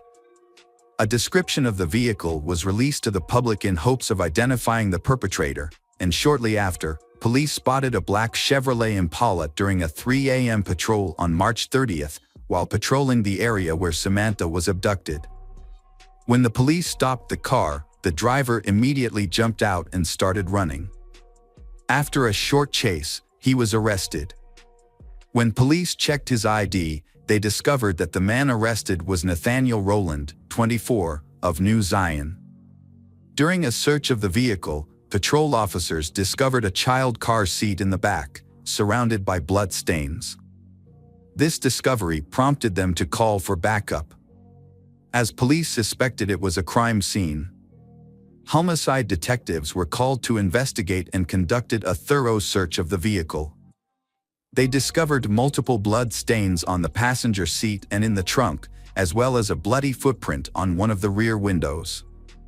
Samantha's cell phone was found on the floor of the car. Police later discovered that Nathaniel had tried to sell it to a pawn shop earlier that day, but he had refused their offer of $125 and left the phone in the car. Police also found that the child locks were activated, which Nathaniel had used to lock Samantha inside. Several cleaning products, including bleach, window cleaner, and antibacterial wipes, were found in the car. Nathaniel had cleaned his car, but there was still a trace of blood in the car. During questioning, Nathaniel repeatedly denied any involvement in the kidnapping and murder of Samantha Josephson, despite the overwhelming evidence against him. He maintained his innocence. Police searching Nathaniel's body discovered traces of Samantha's DNA under his fingernails. However, no DNA from Nathaniel was found on Samantha's body. Police pieced together the evidence and speculated that Samantha was the victim of a sudden and violent attack. The fact that the child-proof locks in the car were still active at the time of Nathaniel's arrest led them to conclude that he must have activated the feature as soon as Samantha got into the car. Nathaniel suddenly stabbed her multiple times with a double-edged knife. Taken by surprise by the brutality of the attack, she struggled to fend off the blows, which explains the multiple stab wounds to her hands and the severe damage to her fingernails. Samantha was attacked by Nathaniel, who scratched Nathaniel's hand, leaving skin cells under her fingernails as evidence. After the attack, Nathaniel drove to a remote road in New Zion and dumped Samantha's body in the nearby woods. Upon returning home, Nathaniel posted on social media, acting as if nothing unusual had happened. Nathaniel's neighborhood is minutes away from where Samantha's body was found. A background check on Nathaniel showed that he attended South Carolina State University in 2017. However, there is no record of him graduating, and it is unclear what job he was doing at the time of the incident. Nathaniel was previously arrested for assaulting and robbing a woman in October 2018. Police searched Nathaniel's girlfriend, Maria Howard's apartment in New Zion, where he was living. They found evidence in a trash can behind the apartment, including a sock and towel with blood stains on it, which belonged to Nathaniel. The blood was later determined to be Samantha's. Police also discovered a blood-stained white cloth, duct tape, bleach wipes with blood on them, and a double-edged knife with obvious blood stains. Tests later confirmed that blood found on the double-edged knife, bed sheets, car, and bleach wipes matched Samantha Josephson. Nathaniel was charged with kidnapping and murder. The trial took place. Nathaniel maintained his innocence despite overwhelming evidence against him. In the summer of 2021, Nathaniel's defense team argued that he was innocent, as there was no DNA of his on Samantha. Prosecutors countered Nathaniel's claim of innocence with a large amount of evidence gathered in the case. Key evidence included CCTV footage showing Nathaniel's car picking up Samantha in 5 points and driving away, as well as several incriminating physical pieces of evidence found in his car. Additionally, cell phone tracking showed that Nathaniel and Samantha's phones were in the same location at the time of the murder. Furthermore, Nathaniel lived near where Samantha's body was discovered. The prosecution presented 31 witnesses, including a person who saw Nathaniel cleaning the murder weapon, the pawn shop owner to whom he tried to sell Samantha's cell phone, and Nathaniel's ex-girlfriend, who claimed that her daughter had blood on her shoes after being in Nathaniel's car. After the murder, Nathaniel did not contact any witnesses to testify in his favor, and no members of Nathaniel's family came forward to defend him. Despite this, Nathaniel maintained his innocence and appealed to the judge. The jury deliberated for only an hour before returning a guilty verdict, and Nathaniel was subsequently sentenced to life in prison without the possibility of parole.